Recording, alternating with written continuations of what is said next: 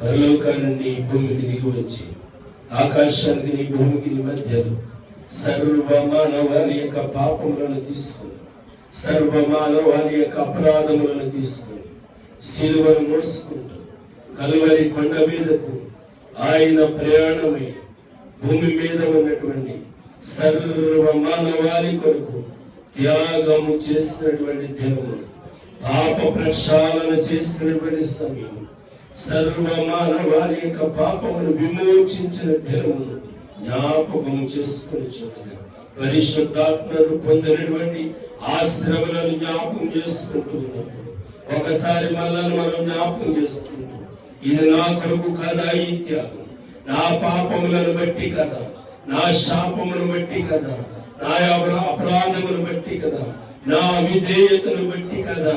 ఒకసారి మనందరము కూడా మన అపరాధాలను జ్ఞాపకం చేసుకుంటూ, మన పాపాలను జ్ఞాపకం చేసుకుంటూ, కీర్తన గ్రంథంలో 32వ కీర్తనలో వ్రాయబడినటువంటి ప్రకారం మన పాపాలను, మన అపరాధాలను, మన విధేయతను ఒప్పుకోవడానికి ప్రయత్నం చేద్దాం. అందరూ కూడా ఒకరిని నిమిషాలు మన అపరాధాలను ఒప్పుకుందాం, మన పాపాలను ఒప్పుకున్న వాటిని విడిచిపెట్టడానికి ప్రయత్నం చేద్దాం. స్తోత్రం స్తోత్రం స్తోత్రం. అందరూ ఒక 2 నిమిషాలు ధ్యానంలో ఉండంటే మౌనంగా ఉండడం కాదు, ఆ యొక్క శిలువ మరణాన్ని జ్ఞాపకం చేసుకుంటూ, మన విధేయతను జ్ఞాపకం చేసుకుంటూ, మన అతిక్రమలను జ్ఞాపకం చేసుకుంటూ, ఆయన పొందినటువంటి దెబ్బలు, ఆయన పొందినటువంటి హింస, ఆయన పొందినటువంటి గాయాలను స్మరణకు తెచ్చుకున్నాం. స్తోత్రం. పరిశుద్ధుడైన మా తండ్రి, గరుడమైన మా ప్రభువా, మహోన్నతుడానికి వందనాలు స్తోత్రాలు చెల్లిస్తున్నా. నాయనా, మరి మంచి శుభ శుక్రవారం దినాన్ని నీ పాదాల దగ్గరికి వచ్చాం. నీవు మా కొరకు చేసిన త్యాగమును మేము జ్ఞాపకం చేసుకుంటూ కొద్ది సమయము ప్రభువా నిన్ను స్తుతించడానికి, నిన్ను బలపరచడానికి, నిన్ను ఆరాధన చేయడానికి చేరి కూడి ఉన్నాము. నా ప్రభువా, నీ కృప మాతో ఉంచండి, నీ ప్రసన్నత మాతో ఉంచండి, నీ సన్నిధి మాతో ఉంచండి. ఏ తొందర ఏ విడుదలకు లేకుండా మేలు చేయండి. ప్రారంభం ముగింపు వరకు మైకుల విషయంలో గాని, కరెంటు విషయంలో గాని ఏ తొందర లేకుండా కృప చేయండి. నీ బిడ్డలైనటువంటి వారు చేరికుడి వస్తూ ఉండగా క్షేమంగా తోడుకున్నారండి. ఈ రోజు మాట్లాడబోతున్నటువంటి నీ బిడ్డలతో నీ కృపను ఉంచండి. యేసు నామమున స్తుతించి ప్రార్థించి అడిగి వేడుకొనిచున్నాము తండ్రి. ఆమేన్ ఆమేన్. అందరూ పలికిన మొదటి మాట లూకా సువార్త 23వ అధ్యాయం 34వ వచనం. యేసు, తండ్రి వీరేమి చేయుచున్నారో వీరు ఎరుగరు గనుక వీరిని క్షమించమని చెప్పాను. ఆమేన్. లూకా సువార్త 23వ అధ్యాయం 43వ వచనం. అందుకైన వానితో నేడు నీవు కూడా నాతో పరదేశంలో ఉండవని నిశ్చయముగా నీతో చెప్పుచున్నాను. ఆమేన్. మూడవ మాట యోహాను సువార్త 19వ అధ్యాయం 26వ వచనం. యేసు తన తల్లియు తాను ప్రేమించిన శిష్యుడు దగ్గర నిలుచుండట చూచి, అమ్మ, ఇదిగో నీ కుమారుడు అని తల్లితో చెప్పారు. ఆమేన్. మాట మార్కు సువార్త 15వ అధ్యాయం 34వ వచనం. 3 గంటలకు యేసు ఏలోయి ఏలోయి లమా సబక్తాని అని బిగ్గరగా కేకవేశారు. ఆ మాటలకు నా దేవా నన్ను ఎందుకు చేయబడిచితివని అర్థం. మాట సిల్వలో పలికిన 5వ మాట యాకోబు సువార్త 19వ అధ్యాయం 28వ వచనం. అటు తరువాత సమస్తమును అప్పటికి సమాప్తమైనదని యేసు ఎరిగి, లేఖనము నెరవేరినట్లు నేను తప్పికొనుచున్నాను. తెలుగులో పలికిన 6వ మాట యోహాను సువార్త 19వ అధ్యాయం. యేసు ఆ చెరుకు పుచ్చుకొని సమాప్తమైనదని చెప్పి తల వంచి ఆత్మను అప్పగించాడు. లూకా శుభవార్త 23వ అధ్యాయం 46వ వచనం. అప్పుడు యేసు గొప్ప శబ్దంతో కేక వేసి, తండ్రి, నీ చేతికి నా ఆత్మను అప్పగించుకొనుచున్నాను. ఆయన ఇలాగ చెప్పి ప్రాణము విడిచెను. ఆమేన్.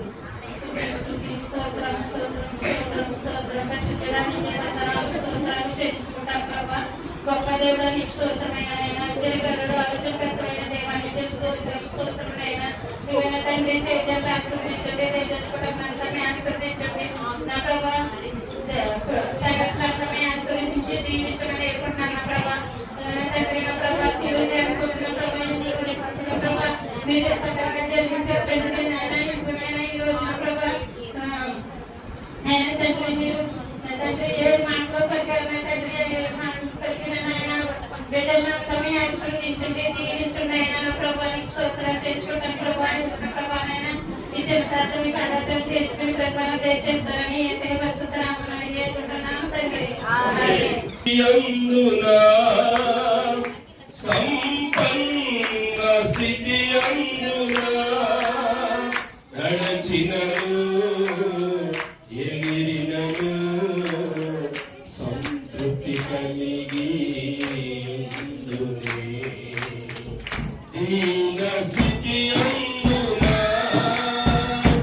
సంపన్న స్థితి అందునా నడచినను ఎగిరినను సంతృప్తి కలిగి నిత్యమునారాధనకు ఆధారమా సకలము నీకే యేసయ్యా. నిత్యమునారాధనకు ఆధారమా సకలము నీకే యేసయ్యా. హల్లెలూయా హల్లెలూయా. మంచిది. మరి యొక్క సమయంలో క్రీస్తు ప్రభువారు సిలువలో పలికినటువంటి 7 మాటలు యేసు క్రీస్తు ప్రభువారిని 2000 సంవత్సరాల క్రిందట సిలువ వేయడానికి నిర్ణయించినప్పుడు ఉదయం 6 గంటలకి ఆయన భుజం మీద సిలువ పెట్టారు. ఎన్ని గంటలకమ్మా? 6 గంటలకి ఆయన భుజం మీద సిలువను పెట్టారు. 6 గంటల నుండి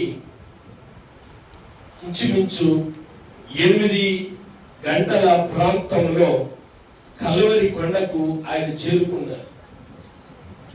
కల్వరి కొండకు చేరుకున్న తర్వాత కల్వరి కొండ మీద ఆయనతో పాటు మరొక 2 దొంగలను సిలువ రూపంలో శిక్ష విధించారు. వారికి మేకులు కొట్టి అడ్డకర్రకు నిలువుకర్రకు తాడులు కట్టి ఆ సిలువకు దొంగలను యేసు ప్రభును అంటగట్టి వారికి ఆ సిలువ మీద శిక్ష విధించడానికి వారిని ఆ సిలువ మీద నుండి లేపి నిలబెట్టే సమయానికి ఉదయం 9 గంటలు అయింది. ఉదయం 9 గంటల నుండి మధ్యాహ్నం 3 గంటల వరకు కూడా యేసు ప్రభు వారు శిలువ మీద వేలాడారు. యేసు ప్రభుతో పాటు 3 దొంగలు కూడా శిలువ మీద వేలాడారు. మధ్యాహ్నం అంటే ఉదయం 9 నుండి మధ్యాహ్నం 12 గంటల వరకు ఆయన శిలువ మీద మొదటి 4 మాటలు పలికారు. వెలుగులో 9 గంటల నుండి 12 గంటల వరకు వెలుగు మామూలుగా ఉంది. 4 మాటలు పలికారు. ఎప్పుడైతే ఇంచుమించు రమారమి మధ్యాహ్నం 12 గంటలు కావచ్చిందో 12 గంటలకే అర్ధరాత్రి వలె చీకటి కమ్మింది భూమి మీద. ఎప్పుడైతే భూమి మీద చీకటి కమ్మిందో చీకటిలో 3 మాటలు ఆయన పలికారు. అంటే మొదటి భాగంలో 4 మాటలు, రెండో భాగంలో 3 మాటలు. యేసు ప్రభు వారు శిలువ మీద 7 మాటలు పలికారు. అంటే 7 మాటలేనా అని కనుక ఆలోచన చేస్తే ఆయన పలికినవి మాత్రమే బైబిల్ పండితులు మనకు తెలియజేశారు. అక్కడ వచ్చినటువంటి వారు అనేకులు చాలా మాటలు మాట్లాడారు. అవేవి 7 మాటలుగా పరిగణించలేదు. అక్కడ వచ్చినటువంటి వారు గుండె కొట్టుకున్న వారు ఉన్నారు. గుండు కొట్టుకోవడం అంటే ఈ గుండు కాదు సుమ. రొమ్ము కొట్టుకున్న వారు ఉన్నారు. అయ్యో నన్ను బాగు చేసిన వాడు ఈయన కదా, నన్ను బ్రతికించిన వాడు ఈయన కదా అని చెప్పి రొమ్ము కొట్టుకున్న వారు ఉన్నారు. మరికొంతమంది హేళన చేసిన వారు కూడా ఉన్నారు. ఇవి పరిగణలోనికి తీసుకోకుండా ఎంత ఇబ్బందులు పెడుతూ ఉన్నా యేసు ప్రభు వారు శిలువ మీద పలికినటువంటి 7 మాటలను ప్రతి గుడ్ ఫ్రైడేకి ఎన్నిసార్లు విన్నా కానీ ప్రతి గుడ్ ఫ్రైడేకి ఈ 7 మాటలు చెప్పకుండా ఈ శుభ శుక్రవారం ముగియదు. దేవునికి స్తోత్రం కలిగిన గాక. ప్రతి సంవత్సరం మనం వింటూ ఉన్నాం, ప్రతి సంవత్సరం చదువుతూ ఉన్నాం.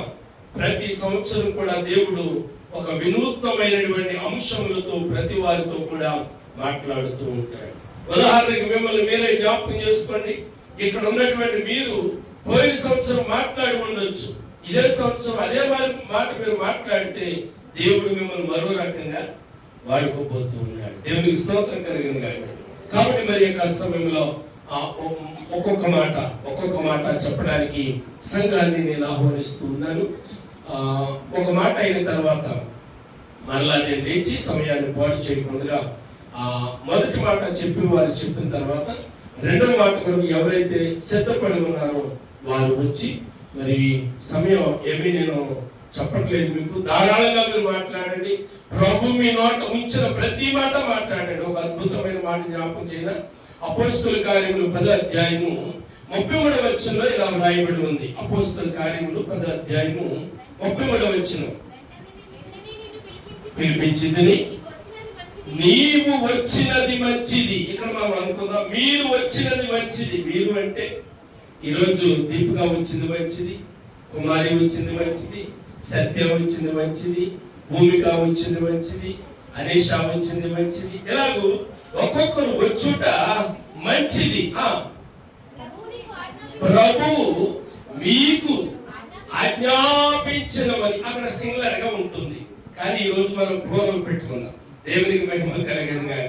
ప్రభు మీకు ఆజ్ఞాపించినవని వినుటకై ఇప్పుడు మేమందరము దేవుని ఎదుట ఇక్కడ కూడి ఉన్నాం. ఇప్పుడు భగవన్ దాస్ గారు మాట్లాడుతూ ఉండగా మనం ఎక్కడ ఉన్నాము? దేవుని ఎదుట ఉన్నాం. నారిమణి గారు మాట్లాడుతున్నాం, బేబు గారు మాట్లాడుతున్నాం, విజయ్ గారు మాట్లాడుతున్నాం, దేవరావు మాట్లాడుతున్నాం. మనమందరం ఎక్కడ ఉన్నాము? దేవుని ఎదుట ఉన్నాం. మాటలు వినడానికి మనల్ని మనం సిద్ధపాటు చేసుకున్నాం. ప్రేమతో నేను సంఘాన్ని ఆహ్వానిస్తూ ఉన్నాను. ఒకరి తర్వాత ఒకరు రండి.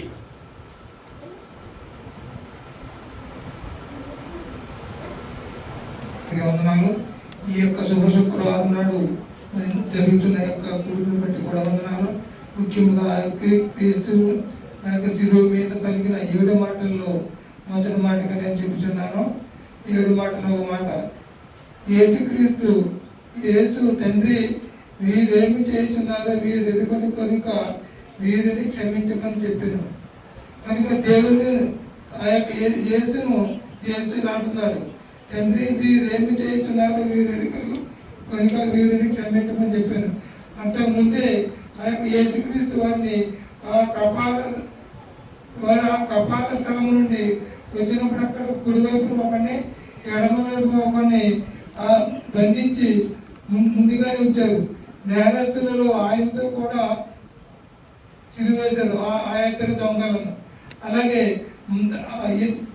ఆ యొక్క కపాల స్థలంలో ఉంచినప్పుడు ఆ యొక్క నిట్ట మధ్యాహ్నం 12 గంటల సమయంలో వారికి ఆ యొక్క శిలువ మీద యేసు ఇలా పలుకుతాడు, యేసు తండ్రి వీరేం చేస్తున్నారో వీరు ఎరుగురు కనుక వీరిని క్షమించమని చెప్పారు. కనుక యేసు క్షమించే మనసు కలిగి ఆ యొక్క ఇద్దరు దొంగలను కూడా యేసు క్షమించినట్లుగా ఈ యొక్క వాక్యం ఉన్నది. అలాగే లోకాసు వార్త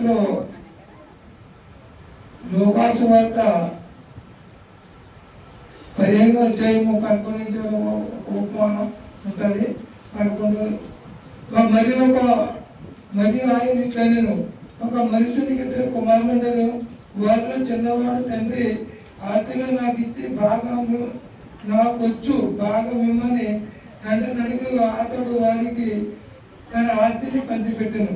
కొన్ని దినములైన తర్వాత ఆ చిన్న కుమారుడు సమస్తమును కూర్చుకుని దూరదేశంలో ప్రయాణమైపోయి అతడు తన ఆస్తిని దుర్వ్యాపారం వలన పాడు చేశాను.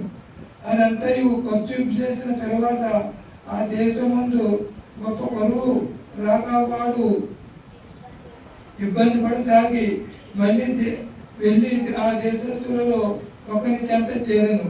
అతడు పందులను మేపుటకు తన పొలంలోనికి వాడిని పంపాను. వాడు పందులు తిను పొట్టుతో తన కడుపు నింపుకొని ఆశపడను, కానీ ఎవడును వానికి ఏమీ ఇవ్వలేదు. అయితే బుద్ధి వచ్చినప్పుడు నా తండ్రి వద్ద ఎంతోమంది కూలివాళ్ళు అన్నము సమృద్ధిగా ఉన్నదని నేనైతే ఇక్కడ ఆకలికి చచ్చిపోతున్నానని చెప్తున్నాను. నేను లేచి నా తండ్రి వద్దకు వచ్చి, తండ్రి, నేను పరలోకమునకు విరోధముగాను నీ ఎదుట పాపము చేసేది, ఇక మీదట నీ కుమారుడు అనిపించుకునేందుకు యోగుడిని కాను.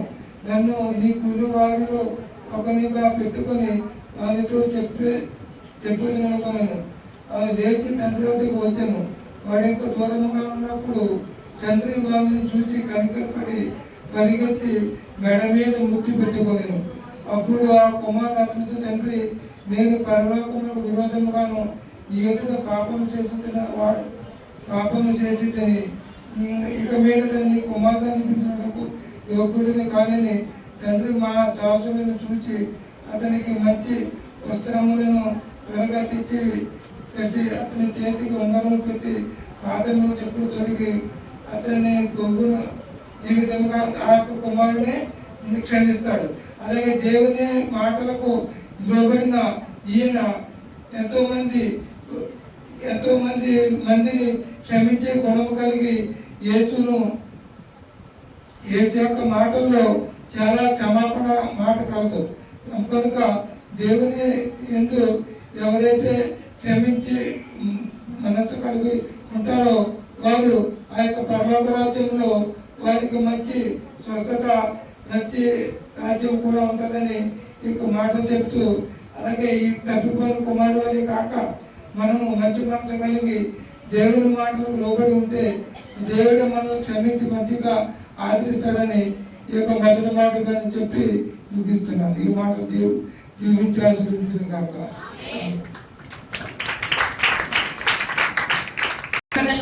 కూడి వచ్చిన మీ అందరికీ నా ప్రత్యేకమైన వందనాలు. నాకు ఈ అవకాశం ఇచ్చిన పాస్టర్ గారికి, వేదిక మీద ఉన్న పెద్దలందరికీ నా వందనాలు. రెండో మాట ఏమని చదువుకుంటాం మనం? లూకా సువార్త 23వ అధ్యాయం 43వ వచనం.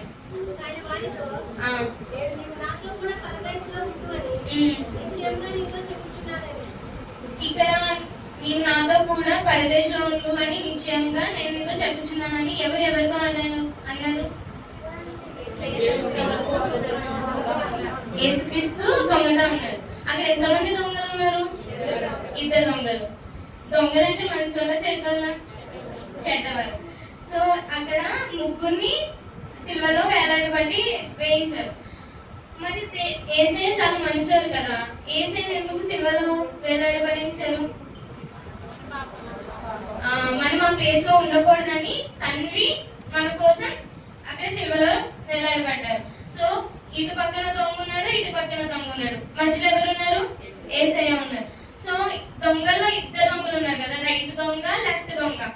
ప్రతిసారి రైట్ దొంగ, లెఫ్ట్ దొంగ అని చెప్పలేం కదా. చరిత్రలో మనం చూసుకున్నట్టయితే దొంగల పేరు చెప్తాను. రైట్ దొంగ పేరు వచ్చేసి దీమాస్. నాతో చెప్పండి, దేమాస్. లెఫ్ట్ దొంగ వచ్చేసి గెద్వాస్. సో ఇక్కడ రైట్ దొంగనా లెఫ్ట్ దొంగనా అని మ్యాటర్ కాదు, కానీ మనం తెలుసుకోవాల్సింది ఏంటంటే ఇక్కడ రైట్ దొంగ అనేవాడు, అంటే దీమాస్ అనేవాడు ఏం చేశాడంటే అప్పటికప్పుడు దేవుడి ఎదుట తన పాపాలని ఒప్పుకుని రక్షణ తీసుకున్నాడు. ప్రపంచంలో అతి త్వరగా రక్షణ అప్పటికప్పుడు తీసుకున్న మనిషి ఎవరైనా ఉన్నాడంటే దీమాస్ ఒక్కడే. ఆ తక్కువ టైంలో తన రక్షణ తీసుకున్నాడు. గెద్వాస్ ఏం చేశాడు? దేవుని హేళన చేస్తాడు. నువ్వు నిజమైన దేవుడు, నువ్వు భగవంతుడు, నువ్వు నీతిమంతుడు అయినా నీ శక్తులతో నువ్వు విడిపించుకోవట్లేకపోతున్నావు, మాతో ఈక్వల్ గా నువ్వు శివలో వేలాడబడ్డావని చెప్తున్నాడు. నార్మల్ గా మనం చూసుకున్నట్లయితే అసలు రోమా సైనికులు అనే వాళ్ళు ఎందుకు సిలువ వేయిస్తారు? ఎవరికైనా వాళ్ళు ఏదైనా తప్పు చేస్తే, వాళ్ళు ఏదైనా అంటే నరహంతికులు అయినా కానీ, మర్డర్ చేసే వాళ్ళైనా, దొంగలైనా, ఎవరైనా ఏదైతే తప్పు చేస్తారో వాళ్ళు మాత్రమే ఆ రోమా సైనికులు అనే వాళ్ళు సిలువలో వేస్తారు. కానీ ఇక్కడ ఏంటి, ఏ సైనికుడు కూడా సిలువలో వేసాడు. కేవలం దేనికోసం? మన కోసం, మన రక్షణ. అంటే ఇప్పుడు మనం రక్షించి ఆయనతో నిత్య జీవంలో ఉండాలని ఆయన కోరుకుంటూ మనల్ని హింస పెట్టించుకోకుండా ఆయనకైనా హింస పెట్టుకుని మన కోసం ఆయనంత రక్షణ కల్పించాలని చూశారు. కీర్తన గ్రంథం 32వ అధ్యాయం 5వ వచనం. నీ ఎదుట నా పాపం ఒప్పుకొంటిని, ఎక్కువ సన్నిధిని నా అతిక్రమములు ఒప్పుకొందునని కొట్టిని నీవు నా పాప దోషమును పరిహరించి ఉన్నావు. ఓకే, ఇక్కడ ఈ మాట ఎవరు చెప్తున్నారంటే దేమాస్ అనే దొంగ చెప్తున్నాడు. ఎవరితో చెప్తున్నాడు? ఏసైతో చెప్తున్నాడు. దేమాస్ అనే వ్యక్తి ఏసైతో చెప్తున్నాడు. గెత్వాస్ అని చెప్పాడా? ఏమైనా ఏం చెప్పలేదు. పక్క నుండి హేళన చేయడం తప్ప గెత్వాస్ ఏం చెప్పలేదు. దేమాస్ ఒక్కడే అప్పటికప్పుడు దేవుడి ఎదుట దోషాలు ఒప్పుకున్నాడు. అదే గ్రంథంలో 86 చాప్టర్ 86 వర్స్ 5. ప్రభువా నీవు దయాళుడవు, క్షమించుటకు సిద్ధమైన మనస్సు గలవాడవు, నీకు మొరపెట్టు వారందరి ఎడల కృపాతిశయం గలవాడు. దేవుడు దయాళుడు కాబట్టి దొంగ అంటే చాలా వాడి జీవితంలో వాడి మంచి పనులు ఎప్పుడు ఏమి చేసి ఉండలేనోడు కాబట్టి వాడు దొంగ అయ్యాడు. సో అలాంటి దొంగనే దేవుడు ఏం చేశాడు? క్షమించి ఆయన మీద కృప చూపించాడు కదా. ఇప్పుడు మనం మన లైఫ్ లో ఎన్నో పాపాలు చేస్తాం, ఎన్నో అంటే ఎన్నెన్నో చేసి ఉంటాం కదా. అక్కడ దొంగను చూసినట్లయితే ఆ దొంగ సమయాన్ని వాడుకున్నాడు అనమాట. ఇప్పుడు మనం ఉన్నాము, రేపు ఈ రోజు ఉన్నాను, ఆ నెక్స్ట్ మినిట్ నేను చర్చ్ నుంచి బయటకు వెళ్ళాక నేను ఉంటానో బతుకుతానో చనిపోతానో అది ఎవరికి ఏ నిమిషం ఏమవుతుందో తెలియదు. తను ఉన్న పర్టికులర్ సిచ్యువేషన్ ని, పర్టికులర్ టైం ని మనం యూజ్ చేసుకోవాలి కదా. ఇప్పుడు టైం ఉంటేనే, ఇప్పుడు వెలుగుంటే ఇల్లుని సర్దుకోవాలని ప్రోవర్బ్ ఉంటుంది, సామెత ఉంటుంది కదా. అలాగే టైం ఉన్నప్పుడే మన రక్షణలో అది ఉచితంగా ఇస్తుంది. మనకి ఏమైనా కాస్ట్ తీసుకుంటారా రక్షణ తీసుకోవడానికి? డబ్బులు చెల్లించైనా రక్షణ తీసుకోవాలా? ఉచితంగా వచ్చిందా మనకి రక్షణ? ఉచితంగా వచ్చింది. ఉచితంగా వచ్చిందని ఏది మన లోకంలో వదిలిపెట్టాం కదా, అంతే కదా. డాష్ అవుతుంది, చాలా ఫ్రీగా వస్తుంది, వద్దనుకుని ఇచ్చేస్తున్నారు, మీరు తీసుకుంటున్నారు కదా, అది ఉచితంగానే కదా వస్తుంది. మరి రక్షణ కూడా అలాంటిదే కదా. డాష్ అన్ని లోకాంశంగా, దీనికన్నా విలువైంది ఏంటి? దేవుడిచ్చిన మహిమ, దేవుడిచ్చిన రక్షణ, దేవుడిచ్చిన తన యొక్క కృప. కాబట్టి ఆ రక్షణని మనం ఇంకా ఎందుకు ఆలస్యం చేస్తాం? మన గ్రంథంలో చాలా మంది పాపాలు చేసి పశ్చాత్తాపడిన వాళ్ళే. ఇప్పుడు ఆ దొంగ కూడా పాపం చేసి ఉన్నాడు, ఆ పాపాన్ని ఒప్పుకుని అప్పటికప్పుడు ఆ టైంలో పశ్చాత్తాపడ్డాడు. అదే దొంగ ప్లేస్ లో మనం ఉంటే మనకి ఐడియా వస్తుందా? రక్షణ తీసుకోవాలి, దేవుని హేళన చేయకోకుండా మనం టైం యూజ్ చేసుకునే దేవా నన్ను కూడా పరదేశంలో ఉంచుకుంటా మీరు మనస్ఫూర్తిగా చెప్పగలరా? ఆ మాట దేవుడితో చెప్తామని చెప్పలేము కదా. ఇప్పుడు మనం అలాగే టైం ఉందిలే, రేపు వెళ్ళిపోవచ్చులే, ఆ తర్వాత చూడొచ్చులే, రక్షణ తర్వాత ఎప్పుడైనా తీసుకోవచ్చులే, ఎగ్జామ్స్ లో తీసుకోవచ్చులే, పెళ్లి తీసుకోవచ్చులే అని చాలా మంది ఒక పర్టికులర్ టైం పెట్టుకుంటారు రక్షణ అనేది. కానీ రక్షణ అనేది మనకి మనం స్థాపించుకోవాలి. ఎలా అంటే పశ్చాత్తాపం పడటం వల్ల మనకి రక్షణ అనేది దయచేస్తారు. ఇప్పుడు సొలొమోను ఉన్నాడు. సొలొమోను చాలా, దేవుడు ఎంతో అధికమైన బలాన్ని దేవుడు ఇచ్చాడు. ఎక్కడిచ్చాడు? జుట్టులో ఇచ్చాడు. సో సంసోను, ఆ సంసోను కాపాడుకున్నాడా లేదా? కాపాడుకోలేదు. పాపం చేసి ఉన్నాడు. పాపం చేసిన తర్వాత మళ్ళీ దేవుడు క్షమించి వదిలేశాడా? లేకపోతే అసలు క్షమించలేదా? అతను తన లైఫ్ తను లీడ్ చేసుకున్నాడా? క్షమించాడు. ఇప్పుడు దావీదుని చూసినట్లయితే, దావీదు అందరికీ తెలుసు కాబట్టి ఎగ్జాంపుల్ బాగా అర్థమవుతుంది. దావీదు పాపం చేస్తున్నాడు. పాపం చేసిన తర్వాత ఎంత పశ్చాత్తాపడ్డాడు? ఆ పశ్చాత్తాప గ్రంథాన్ని మనం చూసినట్లయితే కీర్తన 51 గ్రంథంలో దావీదు చాలా పశ్చాత్తాపడ్డాడు కదా. పశ్చాత్తాపడిన తర్వాత దేవుడు క్షమించలేదా? క్షమించాడు. సో మన జీవితాల్లో మనం చాలా పాపాలు చేసి ఉంటాం, కానీ ఆ తగిన పాపాలకి మనం పశ్చాత్తాపడ్డామా లేదా అని మన జీవితాల్లో మనం ఒక క్వశ్చన్ వేసుకోవాలి. ఆ టైమింగ్ కి మనం పడుకోకుండా రక్షణ చూద్దాంలే, తర్వాత చూద్దాంలే అని అనుకోకూడదు. ఇక్కడ దేవుడితో ఇద్దరు శిష్యులు, దేవుడికి 12 మంది శిష్యులు కదా, దాంట్లో ఇద్దరు శిష్యుల గురించి నేను చెప్పబోతున్నాను. 30 వెండి నాణాల కోసం దేవుడిని అమ్మేసిన వాళ్ళు ఎవరు? ఇస్కరియోతు, యూదా. దేవుడు అంటే నాకు తెలియదు అని పొంగిన వాళ్ళు ఎవరు? పేతురు.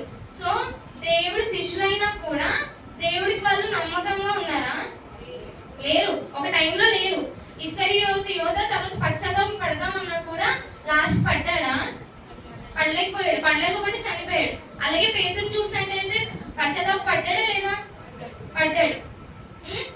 దేవుడితో తిరిగిన శిష్యులే, దేవుని వెంబడించిన శిష్యులే, యేసయ్య అంటే ఏంటో తెలిసిన శిష్యులే పాపం చేసి పశ్చాత్తాపడిన వాళ్ళు ఉన్నారు, పశ్చాత్తాపడలేని వాళ్ళు ఉన్నారు. మన మనం పశ్చాత్తాప పట్టి దేవుడి గురించి తెలుసుకుని మన పాపాలను ఒప్పుకుంటే మనం దేవుడి వైపు తిరుగుతాం, అంతే కదా. ఇప్పుడు మనకి మత్తయిలో కూడా ఏముంది, ఆశీర్వదించబడిన వాళ్ళు ఎక్కడ ఉంటారన్నారు? రైట్ సైడ్ ఉంటారు. శపించబడిన వాళ్ళు ఎక్కడ ఉంటారు? లెఫ్ట్ సైడ్ ఉంటారు. ఈ దొంగని 2 ఎగ్జాంపుల్స్ తీసుకున్నాం, దొంగ 1, దొంగ 2. సో పాపము, ఆశీర్వాదము. ఆశీర్వాదం కావాలా, పాపం కావాలా? ఆశీర్వాదం కావాలి. నిత్య జీవం కావాలా, నరకం కావాలా? అలాగే ఇప్పుడు ఫస్ట్ దొంగ కూడా అలాగే చేశాడు కదా, వాడు పాపంలో పడి ఉన్నాడు కాబట్టి వాడు దేవుడిని ఒప్పుకోలేదు. రెండో వాడు ఏం చేశాడు? పాపాన్ని ఒప్పుకున్నాడు, తన తప్పులు తను తెలుసుకున్నాడు, నిత్య జీవంలో ఇప్పుడు ఉంటున్నాడా లేదా? ఆయన గురించే కదా ఈ రోజు మనం మాట్లాడుకుంటున్నాం. ఎందుకంటే తక్షణంగా అతను రక్షణ తీసుకుని నిజమైన దేవుడు ఏంటో తెలుసుకుని టైం విలువ తెలుసుకున్నాడు కాబట్టి ఇప్పుడు అతని గురించి మనం మాట్లాడుకుంటున్నాం. అలా లేకపోతే ఈ మాట అనేది ఉండేది కాదు. నేనైతే అసలు ఏం ప్రిపేర్ అవ్వలేదు, కానీ దేవుడు ఇచ్చిన జ్ఞానంతో నేను మీకు ఇచ్చిన మాట చెప్పాను. ఆమేన్.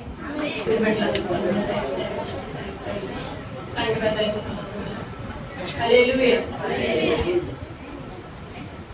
యోహాను రాసిన సువార్త మరి 3వ మాట 19:26 యేసు తన తల్లియు తన ప్రేమించిన శిశువులు దగ్గర నిలిచి ఉండుట చూసి, ఇదిగో ఈ కుమారుడు అమ్మ అని తన తల్లితో చెప్పినన్నమాట. హల్లెలూయా. ప్రార్థన చేస్తున్నామంటే స్తోత్రం స్తోత్రం ప్రభా, పరిశుద్ధుడు తండ్రి, గొప్ప దేవుడు నాయన. ఇదిగో ప్రభా మీరు పలికిన ప్రభా 7 మాటల్లో ప్రభా 3వ మాట తండ్రి ప్రభా పెట్టలేక భోజనం సహాయం చేసాడు ప్రభా. నా నోటికి నోరే పరిశుద్ధాత్మ తండ్రి మీరే మాట్లాడతారా దేవా, మీ పరిశుద్ధ నామమున తండ్రి. ఆమేన్. మరి యేసు కూడా మరి సిలువ వేసినప్పుడు మరి ఎంతగానో వారి తల్లి దగ్గర నిలిచింది, ఏడుతా ఉందన్నమాట. ఎవరైనా వారి కుమారుడికి చిన్న దెబ్బ తగిలితే ఏదన్నా తట్టుకోకూడదు మనము. ఎవరైనా సరే వారి తల్లి గుండెలు ఎంతో బద్దలాసిపోయి ఎంతగానో వారి ఏడుతుందన్నమాట. ఏడుతుంటే ఆ సమయంలో వారి ప్రభు పలికిన మాట అన్నమాట 3వ మాట, యేసు తన తల్లియు తన ప్రేమించిన శిశువుడు దగ్గర నిలిచి ఉండుట చూసి, అమ్మ ఇదిగో నీ కుమారుడని తన తల్లితో చెప్పారన్నమాట. మరి ఆ చెప్పినప్పుడు కూడా మరి ఆ శిశువుడు ఆయన తల్లిని చేర్చుకున్నారన్నమాట. హల్లెలూయా. లోక సువార్త 23:13.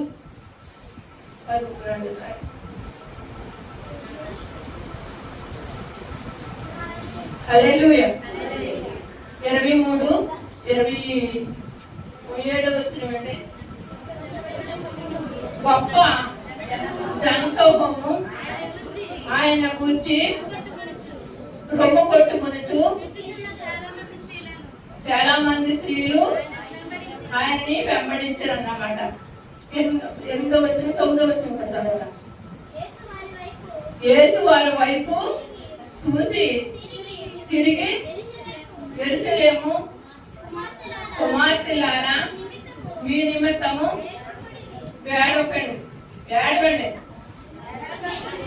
నా నిమిత్తము వేడకండి, మీ నిమిత్తము వేడకండి, మీ పిల్లల నిమిత్తము వేడకండి అని చెప్పారన్నమాట. హల్లెలూయా. వారి ప్రభు కూడా వారి సిలువని మోత ఎత్తుంటే వారి ఎంతగానో వారి అందరూ కూడా వారి స్త్రీలు అన్నమాట, పురుషులని ఇక్కడ రాయలేదు అన్నమాట. హల్లెలూయా. మరి ఆ జన సమూహము కూడా వారు అందరూ కూడా వారి స్త్రీలు ఎంతగానో వారు ఏడుతున్నారన్నమాట. ఏడుతున్నప్పుడు గొప్ప జనసమూహములో ఆయన నన్ను కూర్చు రొమ్ము కొట్టుకుని దుఃఖపడుచు చాలా మంది స్త్రీలు ఆయన నన్ను వెంబడించారన్నమాట. హల్లెలూయా. ఈనాడు కూడా వారి సన్నిధి కూడా వారి పురుషులు కూడా రావట్లేదు, స్త్రీలే చాలా మంది దేవుణ్ణి వెంబడించి ప్రార్థనలు అయ్యి చేస్తున్నారన్నమాట. హల్లెలూయా. యేసు వారి వైపు చూసి తిరిగి తిరిగారన్నమాట. తిరిగి యెరూషలేము కుమార్తెలారా నా నిమిత్తము వేడవకండి, మీ నిమిత్తము మీ పిల్లల నిమిత్తము వేడకండి అని చెప్పారన్నమాట. వాళ్ళ నాడు ప్రభు చెప్పినట్టే ఈనాడు కూడా మరి ఎంతగానో మరి మన కుటుంబంలో మన బిడ్డల నిమిత్తం మన నిమిత్తం మరి కొంత తప్పుపడుతున్నారా లేదా? హల్లెలూయా. అలాగే మరి ప్రభు ఎంతగానో మరి స్త్రీలు కూడా ప్రేమించి చూశారనమాట. మరి అదే మరి ప్రభు కూడా మరి నేను రోగుల కొరకు పాపుల కొరకు వచ్చాను కానీ నేను పరిశుద్ధుల కోసం రాలేదన్నారు. హల్లెలూయా. ఎంతగానో మరి రోగులు బాగు చేసి గుడ్డువారిని కుంటువారిని మోస చేయగల వారిని అందరినీ బాగు చేస్తారు.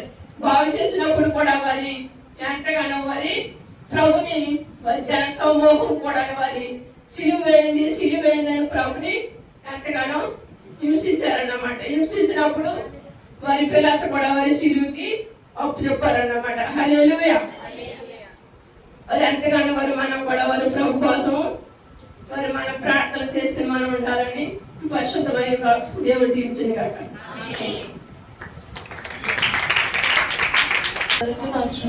వందనాలు. కూడా వచ్చిన మీ అందరికీ నా ప్రత్యేకమైన వందనాలు.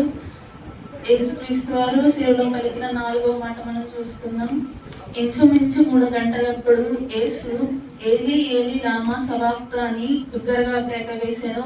ఆ మాటకు నా దేవా నన్నెందుకు చేయి విడిచితివి అని అర్థం.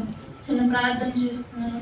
స్తుతి స్తుతి స్తుతి స్తోత్రం పరిశుద్ధుడా మహోన్నతుడా మహాగణుడా నీ బంగారు పాదాలకు వేలాది స్తుతులు స్తోత్రాలు చెల్లించుకుంటున్నాం యేసయ్య తండ్రి. ఇక్కడైతే నేను నిలబడిచుండగా నా ద్వారా ఇక్కడ ఉన్న ప్రతి ఒక్కరితోటి మాట్లాడమని ప్రభువా నా ప్రార్థన తప్పులుంటే క్షమించమని నా ఈ చిన్న ప్రార్థన ఆలకిస్తామని యేసునామములో అడిగి వేడుకొని ప్రార్థన చేస్తున్నాం మా పరమ తండ్రి. ఇక్కడ ఏంటి యేసుక్రీస్తు వారిని తన తండ్రి ఏంటి మన కోసం యేసుక్రీస్తు వారి ప్రాణాలు కూడా పణంగా పెట్టడానికి పంపించారు కదా. అయితే మనం ఏంటి మన పాపాలని విడిచిపెట్టడం కోసం అక్కడ ఏంటి ఇక్కడ మనం చూసుకున్నామంటే నా దేవా నన్ను ఎందుకు చేయి విడిచిద్దని ఏంటి యేసుక్రీస్తు అడుగుతున్నారు కదా. అంటే ఏంటి మన పాపాలను విడిచిపెట్టడం కోసం యేసుక్రీస్తు వారు చేయి అతని తండ్రి అనేది విడిచిపెట్టారు కదా. అయితే అక్కడ తండ్రి తన కుమారుని చేయి విడిచిపెట్టారు. ఎందుకు? మన పాపం కోసం అతను ప్రాణాన్ని కూడా ఇక్కడ విడిచిపెడుతున్నప్పటికీ కూడా ఆయన చేయి అంటే కాపాడడానికి అవ్వలేదు కదా. అయితే మనం కూడా ఈ లోకంలో ఎన్నో పాపాలు చేస్తున్నాం. మన కోసం ఆయన ప్రాణాన్ని విడిచిపెట్టారు. అప్పుడు ఆ చేయి పట్టుకోవడానికి కూడా లేదు. అయితే మనం ఏంటి ఈ లోక పాపాలను కూడా అలాగే మనం విడిచిపెట్టాలి. న్యాయాధిపతులు 16వ అధ్యాయం 19-20.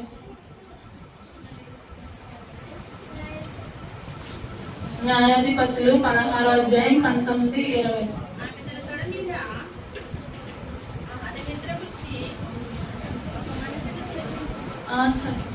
ఆమె తన తొడ మీద అతని నిద్రపుచ్చి ఒక మనిషిని పిలిపించి వాడి చేత అతని తల మీద 7 జడలను తోడలు చేయించి అతని బాధితులకు మొదలు పెట్టాను.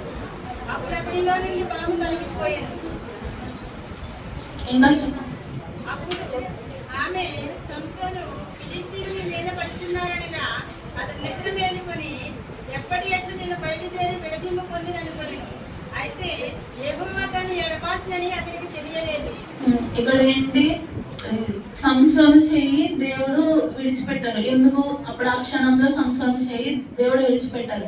ఎందుకంటే దేవుడు అతనికి ఏదైతే బలం తనకి ఏదైతే బలం ఇచ్చారో ఆ బలాన్ని ఏంటి వేరొకరి చేతిలో పెట్టారు. ఏంటి అక్కడ ఫిలిస్తీయులు అతని ప్రాణాన్ని తీయడం కోసం అక్కడ ఒక ప్లాన్ వేసుకుంటారు. సో అందులో ఏంటి ఒక వేశ్య అనే ఆమె అక్కడికి వస్తుంది. ఆమెను వాడుకొని ఇతన్ని చంపుదామని సంసోన్ని చంపుదామని ఫిలిస్తీయులు ప్లాన్ వేసుకుంటారు. సో ఇతను వెళ్ళి ఎప్పుడైతే పడుకుంటారో ఆమె తొడ మీద తను ఏం చేస్తుంది? తన జుట్టును అనేది కత్తిరిస్తుంది. తనకున్న ఇదేంటి సంసోనుకున్నటువంటి బలం అంతా ఎక్కడ ఉంటుంది? తల వెంట్రుకల్లో బలం ఉంటుంది. దేవుడు అతనికి తల వెంట్రుకల్లో బలం ఇచ్చినప్పుడు ఆ బలాన్ని పట్టుకెళ్ళి ఏంటి తనకి విరోధంగా ఎవరైతే చంపేయాలనుకుంటున్నారో వాళ్ళ చేతులకు అప్పగించారు. అప్పుడు ఏంటి ఈ లోకానికి అప్పగించేసుకున్నట్టే కదా తన బలం. దేవుడు తనకి ఏదైతే గొప్ప అద్భుతమైన కార్యం దేవుడు తన తలలో పెట్టారు. అంటే తనకు ఉన్నటువంటి శక్తిని తన తల వెంట్రుకల్లో పెట్టినప్పుడు ఆ శక్తి వ్యక్తిని పట్టుకెళ్ళి ఆ వేశ్య చేతిలో పెట్టారు. ఏంటి ఆ జుట్టు ఎప్పుడైతే కట్ చేస్తారో అప్పుడు తనకు ఉన్నటువంటి బలం పోతుంది. అలాగే మనం కూడా ఏంటంటే అక్కడ చెయ్యి విడిచిపెట్టిన దేవుడు కానీ మళ్ళా పట్టుకుంటారు కదా. అంటే సంసోను ఆపదలో ఉన్నప్పుడు దేవుడు ఏమి తనను మొత్తానికి విడిచిపెట్టడు. ఎప్పుడైతే లోకానికి అప్పగించుకున్నాడో అప్పుడు విడిచిపెట్టేస్తాడు. కానీ ఎప్పుడైతే మరలా సంసోను దేవుని దగ్గరకు వస్తాడో అప్పుడు మరలా దేవుడు ఏంటి తనను ఆదుకుంటాడు. అలాగే మనం కూడా ఏంటంటే ఆయన ఏం కోరుకుంటున్నాడు ఇక్కడ ఏంటి తన ప్రాణాన్ని విడిచిపెట్టిన దేవుడు మన కోసం మనం ఏం విడిచిపెట్టాలని దేవుడు కోరుకుంటున్నారు. మనం ఏదైతే పాపాలు చేస్తున్నామో ఈ లోకానుసారంగా ఆ పాపాలని మనం విడిచిపెట్టాలని దేవుడు కోరుకుంటున్నారు. మనం పాపాలను విడిచిపెట్టడం కోసం ఆయన కూడా ప్రాణాలను వదులుకున్నారు. కానీ మనం ఏంటి ఆ ప్రాణాలకు కూడా విలువివ్వకుండా మరలా ఎప్పుడు చేసే తప్పులే మొదటిసారి చేసిన తప్పుని ఒప్పుకొని మరలా అవే తప్పులు మనం రిపీట్ చేస్తూ ఉంటాం. ఎందుకు అలా చేయాలి అంటే ఆయన ప్రాణానికి మనం ఇచ్చే విలువ అంతనమాట. అంటే మనం ఎన్నిసార్లన్నా పాపాలు చేసేయచ్చు, ఎన్నిసార్లన్నా దేవుడు క్షమించేస్తాడనే ధీమా మనలో ఉంది. అందుకని ఏంటి మనం ఎన్నిసార్లన్నా పాపాలు చేస్తాం, ఆయన ఎన్నిసార్లన్నా క్షమిస్తారు. కానీ మనం గుర్తుపెట్టుకోవాల్సింది ఏంటంటే ఆయన ఎప్పుడైతే మన చెయ్యి విడిచిపెడతారో మనం ఈ లోకంలో బ్రతకలేము. మనం చూస్తున్నామంటే ఏదైనా చిన్న కష్టం వస్తేనే మనం వెలవెల్ల ఆడిపోతాం. అటువంటిది దేవుడు మన చెయ్యి విడిచిపెట్టారంటే మనం ఈ లోకంలో ఎలా బ్రతకగలం? ఎన్ని కన్నీటి సాక్ష్యాలు మనం వింటున్నాం దేవుడు కార్యం చేశారని. వాళ్ళ జీవితంలో ఏంటి కన్నీటి సాక్ష్యం ఎప్పుడు చెప్పుకుంటాం? అది ఏదైనా గొప్ప కార్యం దేవుడు చేశారు అంటే ఏంటి చాలా లాంగ్ గ్యాప్. అంటే దానికోసం వాళ్ళు ఎన్నో రోజుల నుంచి ఎదురు చూసాక దేవుడు వాళ్ళ జీవితంలో ఆ కార్యం చేసినప్పుడు కన్నీటి సాక్ష్యం వస్తుంది. అంటే అంత గ్యాప్ దేవుడు చేయి విడిచిపెట్టాలనా? కాదు కదా. ఏంటి వాళ్ళ జీవితంలో గొప్ప కార్యం చేయడానికి దేవుడు తీసుకునే సమయం, అది పరీక్షించే సమయం. ఆ టైంలో మనం దేవుడి చేయి మనం విడిచిపెట్టేసామంటే ఆయన మన చేయి విడిచిపెడితే అక్కడ కన్నీటి సాక్ష్యం అనేది ఉండదు. అలాగే ఏంటి ఇప్పుడు ముందు మాటలో మనం చూసుకుంటాం, ఇద్దరు దొంగల గురించి మాట్లాడుకున్నారు కదా, ఆయన కూడా చెప్పింది కదా. ఆ ఇద్దరు దొంగల్లో ఏంటి ఒక దొంగ పాపంని ఎంచుకున్నాడు, రెండవ దొంగ రక్షణని ఎంచుకున్నాడు. ఇక్కడ దేవుడు ఎవరిని పట్టుకున్నారు, ఎవరిని విడిచిపెట్టేశాడు? ఎవరైతే పాపాన్ని పట్టుకున్నారో ఆ దొంగని దేవుడు చేయి విడిచిపెట్టేశాడు. ఆయన ఆ దొంగ ఎక్కడికి వెళ్ళాడు? నరకానికి వెళ్ళిపోయాడు. పాపం చేసి నరకంలోకి వెళ్ళిపోయాడు. ఏ దొంగ అయితే ఆ లాస్ట్ మినిట్ లో తప్పు ఒప్పుకొని తన పాపాన్ని దేవుని దగ్గర ఒప్పుకొని మారు మనసు ఎప్పుడైతే పొందాడో ఆ దొంగ రక్షింపబడ్డాడు. ఏంటి పాపాన్ని పట్టుకున్న దొంగని దేవుడు చేయి విడిచిపెట్టేశాడు. పాపం చేయకుండా తన పాపాన్ని ఒప్పుకున్న దొంగని చేయి పట్టుకున్నాడు దేవుడు. అలాగే మనం కూడా ఈ లోకానుసారంగా జీవిస్తున్నాం కాబట్టి ఖచ్చితంగా పాపాలు అనేవి చేస్తాం. కానీ మనం ఎప్పుడైతే విడిచిపెడతామో అప్పుడు దేవుడు మన చెయ్యి అనేది పట్టుకుంటాడు. కానీ మనం ఈ పాపాలని విడిచిపెట్టనంత వరకు దేవుడు ఏంటి ఈ రోజు కాకపోవచ్చు, నువ్వు అలా రిపీటెడ్ గా చేస్తూ ఉంటే మనం కూడా అంతే. ఏదన్నా పని చేయొద్దు అన్న పని చేసామంటే మన పేరెంట్స్ కి ఎంత కోపం వస్తుంది. ఇవన్నీ చెయ్యకు అని చెప్పిన ప్రతిసారి చేస్తున్నామంటే వాళ్ళు ఏంటి లాస్ట్ ఇంకా ఖచ్చితంగా కొట్టేయడమో ఏదో ఒకటి చేస్తారు కదా. అలాగే ఏంటి దేవుడు కూడా నిన్ను కొడతారు కానీ ఆ దెబ్బలు తట్టుకోలేవు తర్వాత చూసుకోవాలి. అందుకు దేవుడు మనల్ని కొట్టకుండా ఉండాలంటే ఏంటి మనకు ఏదైతే చేస్తున్నాం మనకు తెలుస్తుంది కదా. దేవుడు మనకంత జ్ఞానాన్ని ఇచ్చారు. ఈ లోకంలో ఇది చేస్తే ఇది పాపం మనకు తెలుసు, ఇది చేయకూడదు, ఇది పాపం, ఇది దేవునికి ఇష్టం లేదు అని మనకు తెలుస్తుంది. అటువంటి పనుల్లో మనం ఎప్పుడైతే మానుకుంటామో దేవుడు అప్పుడు మన చెయ్యి పట్టుకుంటారు. అక్కడ యేసుక్రీస్తు ప్రాణాలు విడిచిపెట్టినప్పుడు ఆ మాటలో ఎంత బాధ ఉంటది. నా దేవా నా దేవా నా చెయ్యి ఎందుకు విడిచిరుద్ది. మనం కూడా ఏదన్నా కష్టంలో ఉన్నప్పుడు మనం కూడా కొన్నిసార్లు ఇలా ప్రార్థన చేస్తాం. కానీ యాక్చువల్ గా దేవుడు మనల్ని ఏమీ విడిచిపెట్టరు. మనలా ఏంటి దేవా నాకు ఇంత బాధ ఇచ్చావు, ఇంత వేదన ఇచ్చావని మనం ప్రార్థన చేస్తాం. దేవుడు ఏంటి ఆయన రక్షించుకోలేరా? రక్షించుకోగలరు. ఆయనకంత శక్తి ఉంది. అయినప్పటికీ ఎందుకు ఆయన ప్రాణం మన కోసం పెట్టాలి? మనం పాపాలని విడిచిపెడతాం మన కోసం. అంటే మనం అంత కష్టపడకూడదు, అంత వేదన పడకూడదనే కదా మన కోసం దేవుడు అక్కడ ప్రాణాలని విడిచిపెట్టారు. సో మనం ఏంటి ఆయన కోసం ఈ లోకంలో ఉన్నటువంటి చిన్న చిన్న పాపాలు మనం చేస్తూ ఉంటాం. ఇంకా పెద్ద ఘోరమైన పాపాలు ఏమి మనం చేసేయం కదా. ఎందుకంటే మనం దేవుడిని ఎరిగి ఉన్నాం కాబట్టి చిన్న చిన్న పాపాలు చేస్తాం. ఆయన కోసం ఈ చిన్న చిన్న పాపాలు కూడా మనం విడిచిపెట్టకపోతే ఆయన మన కోసం విడిచిపెట్టినటువంటి తన ప్రాణానికి మనం ఇచ్చినటువంటి వాల్యూ ఎంత ఉంటుంది. ఆయన మన కోసం సాక్ష్యం చెప్పుకునే రీతిలో మనం బ్రతకాలి, కానీ మన కోసం బాధపడే రీతిగా మనం బతకూడదు. సో అక్కడ దేవుడు తన ప్రాణాన్ని విడిచిపెట్టారు. ఎందుకు? మన పాపాల కోసం అతని ప్రాణాన్ని విడిచిపెట్టారు. మనం ఆయన కోసం, అలాగే మన నిత్య జీవం కోసం కూడా మనం పోరాడాలంటే మనం ఏం విడిచిపెట్టాలి? మన పాపాన్ని విడిచిపెట్టాలి. పాపాలని విడిచిపెట్టి దేవుని చెయ్యి పట్టి మనం నడవాలని ఈ చిన్ని మాటలు దేవుడు దీవించును గాక. ఆమేన్.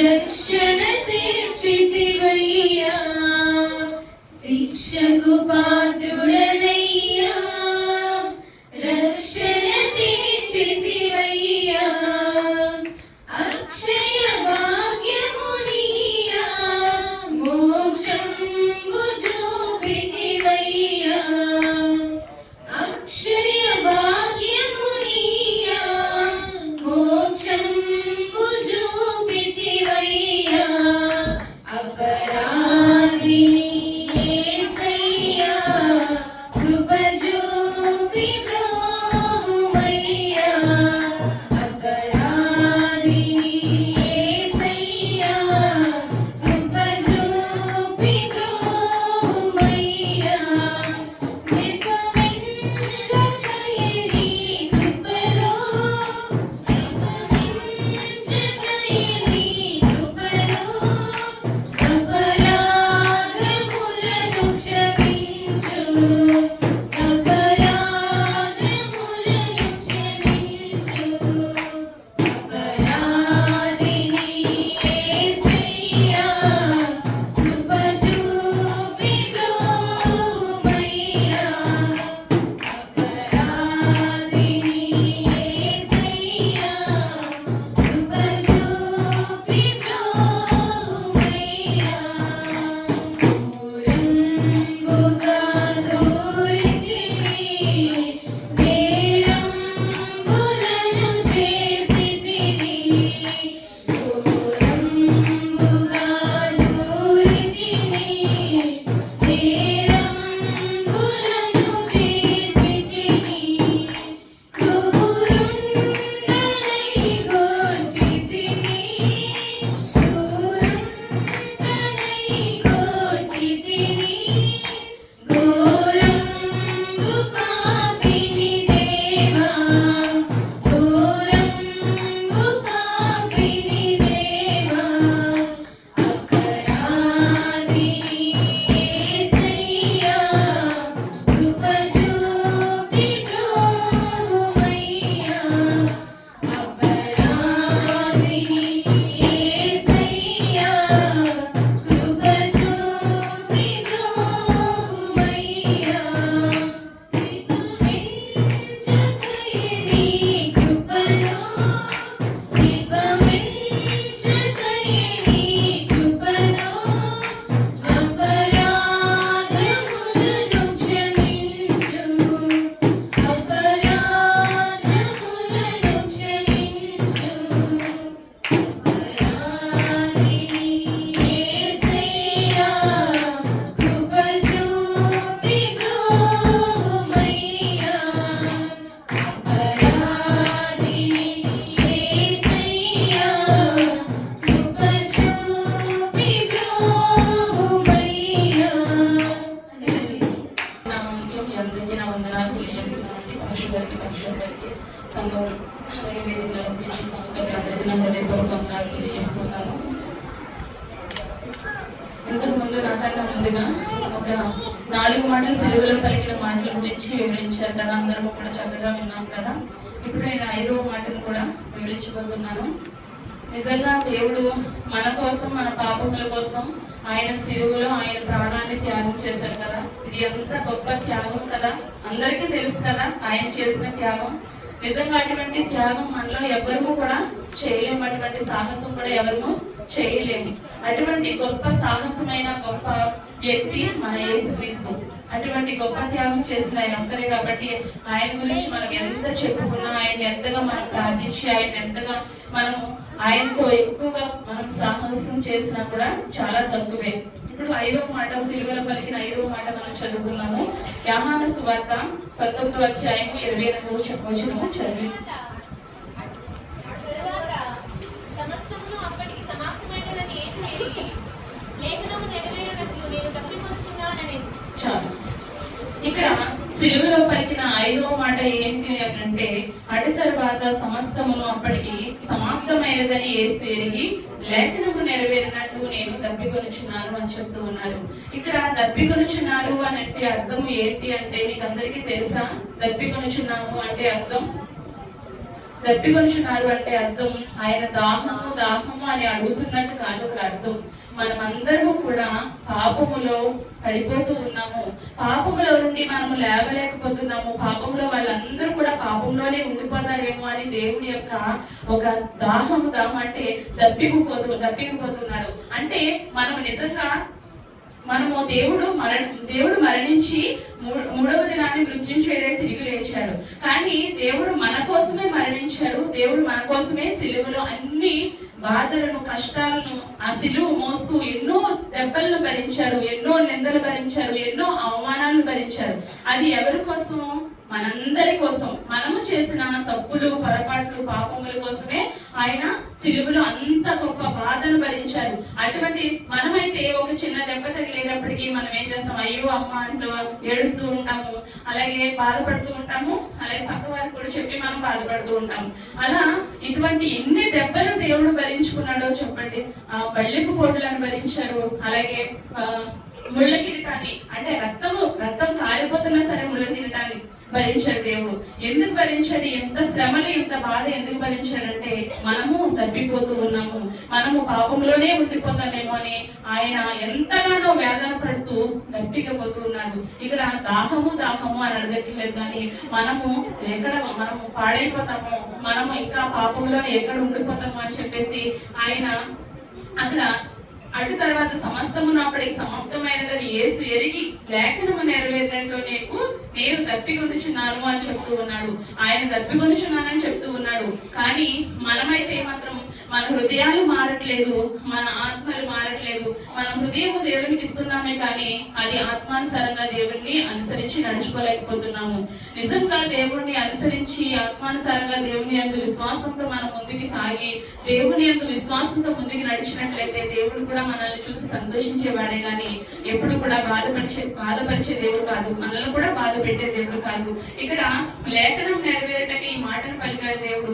మన జీవితంలో కూడా ఏ పని చేసినా కూడా, ఏం మాట్లాడినా కూడా దేవుని యొక్క వాక్కు ప్రకారమే అక్కడ వస్తుంది. మన జీవితంలో ఏది జరిగినా కూడా ఆయన చిత్త ప్రకారమే జరుగుతుంది. అక్కడ మనం ఈ రోజు దేవుని మందిరంలోకి మనమందరం ఇంటి రీతిగా వచ్చామంటే అది ఒక దేవుని యొక్క చిత్త ప్రకారమే మనం దేవుని మందిరంలోకి రాగలిగాము.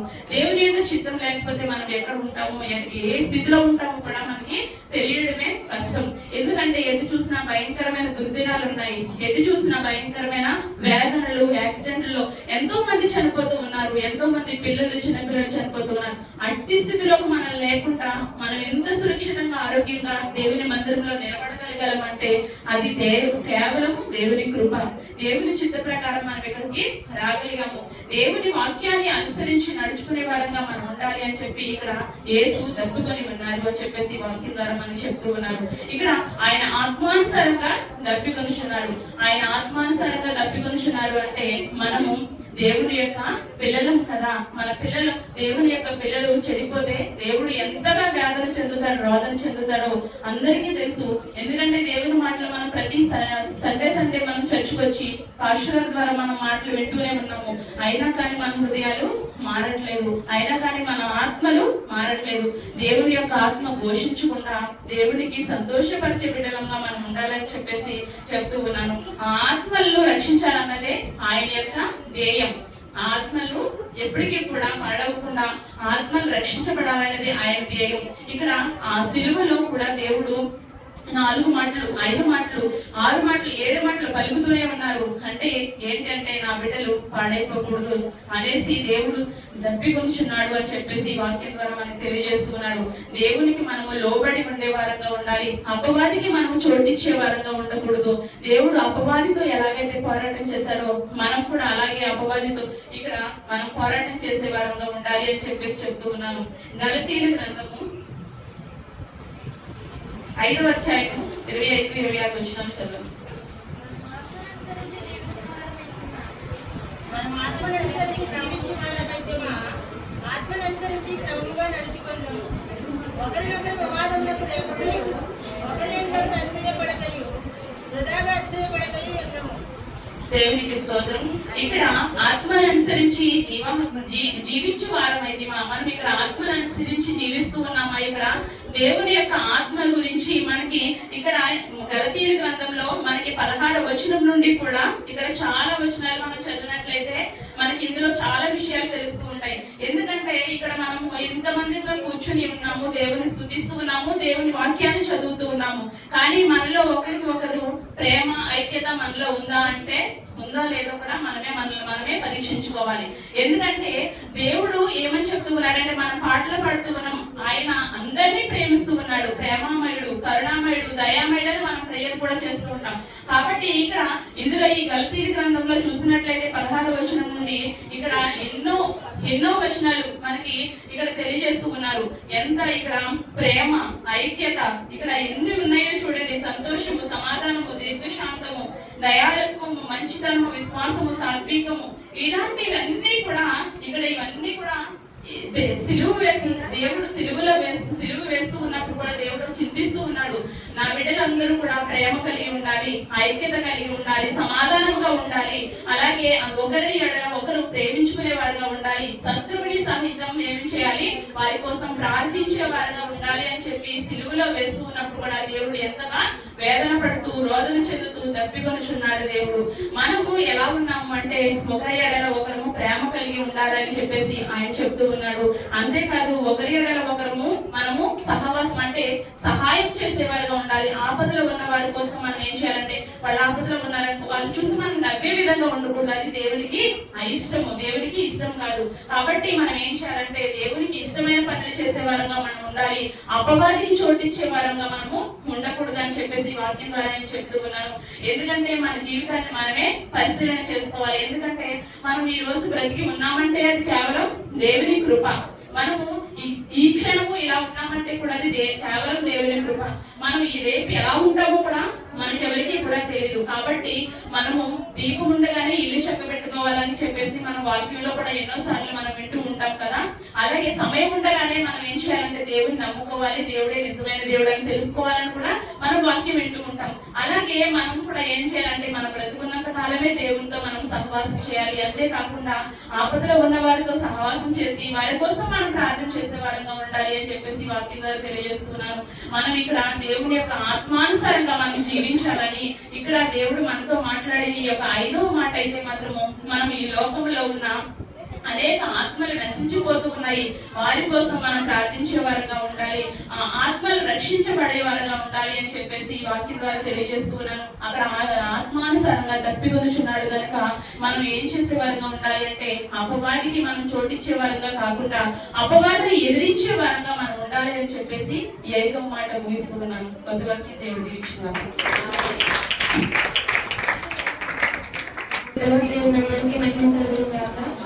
యేసయ్య శిలువలో పలికిన 6వ మాట యోహాను సువార్త 19వ అధ్యాయం 30వ వచనం. యేసు ఆ చిరక పుచ్చుకొని సమాప్తమైనదని చెప్పి తల వంచి ఆత్మను అప్పగించారు. ప్రార్థన చేస్తున్నాం. యేసయ్య మహోన్నతుడు, మహాగరుడు, మహిమాన్వితుడు, నీకు వందనాలు, స్తుతులు, స్తోత్రాలు చెల్లించుకున్నాం. యేసయ్య అయ్యా ఈ రోజు అయితే ప్రభాతనైనా ప్రభాతని శిలువలో పలికిన మాటలు మేము ధ్యానించుకోవడానికి ప్రభావ మా పట్లను చూపించిన కృపను బట్టి నీకు వందనాలు, స్తుతులు, స్తోత్రాలు. యేసయ్య ఈ 6వ మాటగా నేను చెప్తుండగానే మరిపరిచిన వారు నాతో అందరితో మాట్లాడమని సమర్పణ కనుక మేము ప్రభావం మీరు పొందుకున్నాం. యేసయ్య నామములో అడిగి ప్రార్థించుకుని రక్షణ పొందుకున్నాము తండ్రి. ఆమేన్. దేవుని నామానికి మహిమ కలుగుగాక. హల్లెలూయా హల్లెలూయా హల్లెలూయా హల్లెలూయా. ఒక క్వీన్ ఉన్నారు, ఎలిజబెత్ అనే క్వీన్ ఉన్నారు. మాక్సిమం అందరికి తెలుసు కదా, మోస్ట్లీ వాళ్ళందరికీ మాక్సిమం తెలుసు ఎలిజబెత్ క్వీన్. సో ఆవిడ ఏంటంటే ఆవిడ ఇంకా కొన్ని నిమిషాల్లో చనిపోతుంది అనగా ఆవిడ అక్కడ ఉన్న సర్వెంట్ ఒక విషయం అందంట. ఏమందంటే అయ్యో నేను జీవిత చివరి క్షణాల్లో ఉన్నాను, నాకున్న ఒకే ఒక్క జీవితం అంతమైపోతుంది. నేను ఆవిడ క్వీన్ కాబట్టి ఆవిడకి ఏదైనా లోటు ఉంటుందా? ఫినాన్షియల్ గా కానీ ఆవిడకి చేతిలో అధికారం కూడా ఉంది. సో క్వీన్ అంటే తనకి ఏదైనా లోటు ఉంటుందో తన జీవితంలో, ఏ లోటు తన జీవితంలో ఉండదు. మాక్సిమం తను సంతోషంగా జీవించి ఉంటుంది కదా. సో తను తన లాస్ట్ వర్డ్స్ గా అంటే ఇంకా కొన్ని నిమిషాలు తను చనిపోతానగా అక్కడ ఉన్న సర్వెంట్ చూసి చాలా అసంతృప్తిగా అన్నమాట. అంత ఆడంబరమైన జీవితం అంటే చాలా మోస్ట్ లగ్జూరియస్ లైఫ్ తను లీడ్ చేసింది, కానీ తనకి జీవితంలో ఏం లేదు, సంతృప్తి లేదు, అసంతృప్తి అన్నమాట. సో ఇప్పుడు నేను చనిపోతే నెక్స్ట్ నా పరిస్థితి ఏంటి అని ఆందోళన, అసంతృప్తి తన జీవితంలో ఉందన్నమాట. సో లైఫ్ లో నేను లాస్ట్ నిమిషాల్లో ఉన్నాను, సో నాకు చాలా టెన్షన్ ఉంది, నేను చనిపోతే నెక్స్ట్ ఏమవుతుంది అనే భయం నాకు ఉంది అని ఎలిజబెత్ క్వీన్ మాట్లాడిందంట. సో మనం ఆవిడ లైఫ్ లో చూస్తే తన లైఫ్ ఎండ్ అయిపోయింది, కానీ ఎలా ఎండ్ అయింది అంటే అసంతృప్తి, ఆందోళనతో తన లైఫ్ అనేది ఎండ్ అయినట్లుగా మనం చూస్తున్నాం. సో యోహాను సువార్త 19వ అధ్యాయం 30వ వచనంలో అక్కడ ఎవరు కనబడుతున్నారు? యేసయ్య. ఎక్కడ ఉన్నారు? సిలువపై ఉన్నారు. ఆయన ఏమంటున్నారు? సమాప్తమైంది అని అంటున్నారు అనమాట. సో మనం ఎలిజబెత్ గారి లైఫ్ చూస్తే ఆవిడ ఎలా చనిపోయారు? అసంతృప్తిగా, ఆందోళనగా చనిపోయారు. కానీ ఇక్కడ యేసయ్య చాలా అధికారికంగా, చాలా కాన్ఫిడెన్స్ తో చెప్తున్నారు, సమాప్తమైంది అని చెప్తున్నారు. యేసయ్య ఎలా చెప్తున్నారంటే సంతృప్తితో చెప్తున్నారు అనమాట. గొప్ప విజయంతో ఆయన చెప్తున్నారు సమాప్తమైందని. సమాప్తమైందని మనం ఎప్పుడు అంటాం? ఇంకా అంత కంప్లీట్ అయిపోయింది. ఇప్పుడు మనకి ఎవరైనా ఏదైనా వర్క్ మనకి ఇచ్చారనుకో చేయమని, అది కంప్లీట్ అయినప్పుడే కదా మనం వెళ్ళి ఓకే కంప్లీట్ అయిందని మనం చెప్తాము. సో అదే సంతృప్తితో, విజయంతో దేవుడు ఏదైతే యేసయ్యకు పని అప్పగించాడో అది ఆయన కంప్లీట్ చేస్తారు. ఆయనకు భూమి మీద కొన్ని పనులు అప్పగించబడింది. ఎవరి ద్వారా? తండ్రి ద్వారా. అది అంతా కూడా ఆయన ముగించారు కాబట్టి ఆయన విజయంతో, సంతృప్తితో సమాప్తమైంది అని 6వ మాటగా పలికారనమాట. సో ఏం సమాప్తమైంది చూద్దాం. యోహాను సువార్త 17వ అధ్యాయం 4వ వచనం. చేయుటకు నీవు నాకు ఇచ్చిన పని నేను సంపూర్ణంగా నెరవేర్చి భూమి మీద నిన్ను మహిమపరిచితిని. సో ఇక్కడ యేసయ్య ఈ మాటలు పలుకుతున్నట్లుగా మనం చూస్తున్నాం. సో దేవుడు, తండ్రి అయిన దేవుడు కుమారుడైన యేసుక్రీస్తుకి ఈ భూమి పైన పంపించిన తర్వాత ఆయనకి చేయడానికి కొంచెం వర్క్ ఇచ్చారనమాట. తనకి వర్క్ అటైన్ చేశారు. తనకి ఏమి ఇచ్చారు? చేయుటకు నీవు నాకు ఇచ్చిన పని. అంటే దేవుడు కుమారుడికి ఈ భూమి పైన పని ఇచ్చారు, ఈ పని నువ్వు కంప్లీట్ చేసుకురావాలని. సో ఆ పని ఆయన కంప్లీట్ చేశారు కాబట్టి సమాప్తమైందని చెప్పారనమాట. ఆ పని ఏంటి? ఆయన తండ్రి కుడిపార్శ్వమందు మహిమతో ఉన్నాడు. కానీ పాపంలో ఉన్న నిన్ను నన్ను చూసి తండ్రి కుమారుడిని మన కొరకు ఈ భూలోకానికి పంపించారు. సో యేసయ్య మన కొరకు ఈ భూలోకానికి వచ్చి మన పాపాల కొరకు, మన శాపాల కొరకు ఆయన ఏం చేశారు? సిలువలో బలి అయ్యారనమాట. సో తనకి ఏదైతే పని అప్పగించబడిందో అది ఆయన కంప్లీట్ చేశారు కాబట్టి ఆయన అంత ధైర్యంగా సమాప్తమైంది అని అన్నారనమాట. ఇంకేం సమాప్తమైందంటే లూకా సువార్త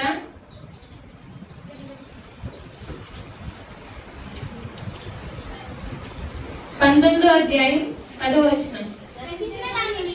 నశించిన దానిని వెదకి రక్షించుటకు మనిషి కుమారుడు వచ్చినని అతనితో చెప్పాను. సో నశించిపోయే వారంగా ఎవరమున్నాం? మనందరం కూడా నశించిపోయే వారంగా ఉన్నాం. పాపంతో మనం చచ్చిపోయే స్థితిలో ఉన్నాం. మన అతిక్రమాల ద్వారా, మన పాపాల ద్వారా మనం ఎటువంటి పరిస్థితిలో ఉన్నామంటే మరణకరమైన పరిస్థితుల్లో ఉన్నాం, నశించిపోయే వారంగా ఉన్నాం. కానీ ఇప్పుడు మనం నశించిపోతామా? మనం నశించిపోము. ఎందుకంటే మనం యేసయ్య రక్తంలో కడగబడ్డాం కాబట్టి మరణం తర్వాత మనకి ఏంటి నిరీక్షణ? మనకి నిత్య జీవం ఉంది. మనం చనిపోయిన తర్వాత మనకి నిత్య జీవం ఉందా లేదా? పరలోకం ఉందా లేదా? మనందరం యేసయ్య రక్తంలో కడగబడ్డామా లేదా? మరి ఎందుకు అలా ఎవరు మాట్లాడలేదు? సో మనం నశించిపోయే వారంగా ఉన్నాం, పాపాల చేత చచ్చిపోయిన వారంగా ఉన్నాం. సో దేవుడు మన కొరకు ఈ భూలోకానికి వచ్చి మనం నశించిపోకూడదని, మనం పాపంలోనే ఉండి చనిపోకూడదని ఆయన ఏం చేశారు? ఈ భూలోకానికి వచ్చి దేవుడు ఏదైతే తనకి పని అప్పగించారో, ఆయన ఖాళీగా ఉన్నారు 3.5 సంవత్సరాలు. ఆయన ఏం చేశారు? సువార్త ప్రకటించారు కదా. సో ఆయన ఏం చేశారు? రోగుల్ని స్వస్థపరిచారు, దెయ్యాల నుండి విడిపించారు, కుంటి వారిని నడిపించారు, గుడ్డి వారికి కళ్ళు రప్పించారు, ఇంకా అనేకమైన కార్యాలైనా చేశారు. బాధల్లో ఉన్న వారిని లేవనెత్తాడు కదా, బలహీనుల్ని బలపరిచాడు, మరణంలో నుండి కూడా లేవనెత్తాడు. ఆయనకి దేవుడు, తన తండ్రి అయిన దేవుడు ఏదైతే పని ఆయన అప్పగించారో, ఈయన ఏమంటున్నారు ఇక్కడ 17 యోహాను సువార్త 17:4 చేయుటకు నీవు నాకు ఇచ్చిన పని నేను సంపూర్ణంగా నెరవేర్చాను అని అంటున్నారు అనమాట. సో ఆయన ఈ భూలోకానికి ఎందుకు వచ్చారు అంటే మనకి రక్షణ ఇవ్వడానికి, నశించిపోతున్న మనల్ని, పాపంలో పడి చచ్చిపోయే మనకి నిత్య జీవం ఇవ్వడానికి ఆయన భూలోకానికి వచ్చారు. తనకి ఏదైతే పని అప్పగించబడిందో అది ఆయన కంప్లీట్ చేశారు. కాబట్టి ఆయన శిలువలో పలికిన 6వ మాట ఏంటి? సమాప్తమైంది. ఇంకా ఏంటి సమాప్తమైందంటే మత్తయి సువార్త 5వ అధ్యాయం 17వ వచనం.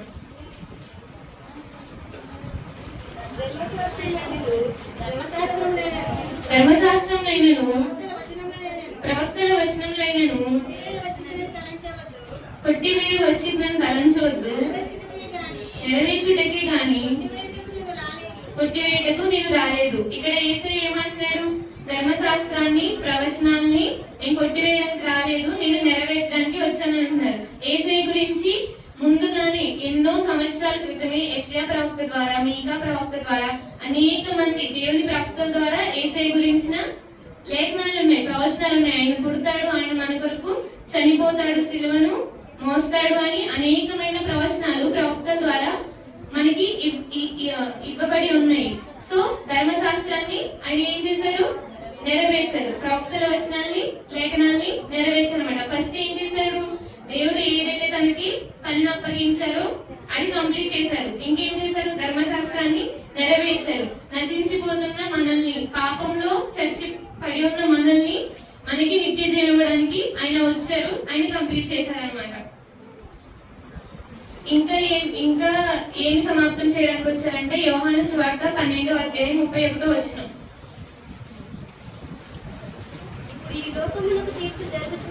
ఇప్పుడు ఈ లోకమునకు తీర్పు జరుగుచున్నది, ఇప్పుడు ఈ లోకాధికారి బయటకు త్రోసివేయబడును.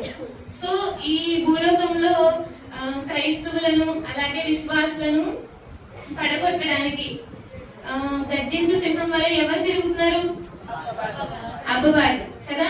అబ్బవారు ఎలా తిరుగుతున్నాడు? తనకి సమయం తక్కువ ఉందని చెప్పేసి మనందరినీ కూడా పాపంలో పడద్రోయాలని, మనతోని ఉంటూ మనల్ని పాపంలో పడద్రోయాలని ఎవరు చూస్తున్నారు? సాతాను చూస్తుంది కదా. సో ఈ లోకాధికారి అంటే సాతాను అన్నమాట. సో మత్తయి సువార్త 28వ అధ్యాయం 18వ వచనం చూద్దాం. అయితే యేసు వారి యొద్దకు వచ్చి పరలోకమందును భూమి మీదను నాకు సర్వాధికారం ఇవ్వబడి ఉన్నది. సో ఇప్పుడు ఈ లోకాధికారి ఎవరు? సాతాను. సో ఆయన అధికారాన్ని, సాతాను అధికారాన్ని కొట్టివేయడానికి, సాతాను తలని మన కాళ్ళ కింద త్రొక్కి వేయడానికి యేసయ్య ఈ భూలోకానికి వచ్చాడనమాట. సో ఫస్ట్ ఏం చేశాడు అంటే దేవుడు ఏదైతే తనకి పని అప్పగించాడో దాన్ని సమాప్తం చేశాడు. రెండవదిగా మనం పాపంలో పడి ఉన్నాము, మనకి నిత్య జీవాన్ని ఇవ్వడానికి వచ్చాడు, అది ఇచ్చాడు. మూడవదిగా ధర్మశాస్త్రాన్ని, లేఖనాల్ని, ప్రవచనాల్ని కూడా నెరవేర్చాడు అన్నమాట. అలాగే నాలుగవదిగా సాతాను అధికారాన్ని కొట్టివేశాడు. సాతాను తలని మన కాళ్ళ కింద అంటున్నారు కదా, సాతాను తలని చిత్తకు కొట్టండి దేవుడు మనకి చెప్తాడు కదా. సో మనకు అధికారం ఉంది, దేవుడు అంతా చేశాడు, నువ్వు నిలబడు చాలు అని అంటున్నారు అనమాట. సాతాను తలని దేవుడు చిత్తగొట్టాడు కాబట్టి మనం ఏం చేయాలి? ఇంకా శరీరాన్ని అంతం చేస్తే సరిపోతుంది కదా. పాము ఉంది, దాని తలని చిత్తగొట్టేశారు, ఇంకా దానిలో ఏమన్నా జీవం ఉంటుందా? సో ఇప్పుడు సాతాను ఎలా తిరుగుతున్నాడు? వాడికి తల లేదు, తోకతో తిరుగుతున్నాడు. మనం ఏం చేయాలి? చచ్చిపోయిన పాముని కొట్టడం అంత కష్టమా? కాదు కదా.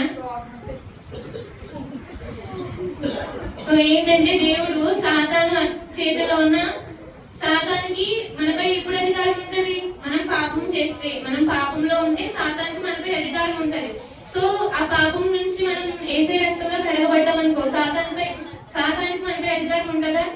ఉండదు కదా. మనపై ఉన్న సాతాను అధికారాన్ని కొట్టివేయడానికి దేవుడు వచ్చాడనమాట, దాన్ని నెరవేర్చాడు. అందుకే 6వ మాటగా ఆయన ఏమన్నాడంటే సమాప్తమైంది అని అన్నారనమాట. సో దేవుడు సృష్టి మనం చూస్తే ఎన్ని రోజుల్లో దేవుడు సృష్టిని చేశాడు? 6 రోజుల్లో చేశాడు. సో సెవెంత్ డే మనం ఏమంటాం?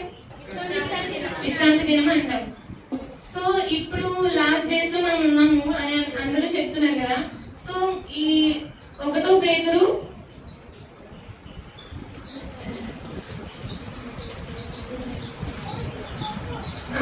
2 పేతురు 3వ అధ్యాయం 8వ వచనం. ప్రియులారా, ఒక సంగతి మర్చిపోకుడి, ఏమనగా ప్రభు దృష్టికి ఒక దినము 1000 సంవత్సరముల వలెను, 1000 సంవత్సరములు ఒక దినం వలెను ఉన్నవి. సో ప్రభు దృష్టికి ఒక దినం ఎలా ఉంది? 1 day equals to 1000 years. అంటే మళ్ళీ 1000 సంవత్సరాలు మళ్ళీ దేవుడికి ఎలా ఉంది? ఒక దినంలా ఉంది.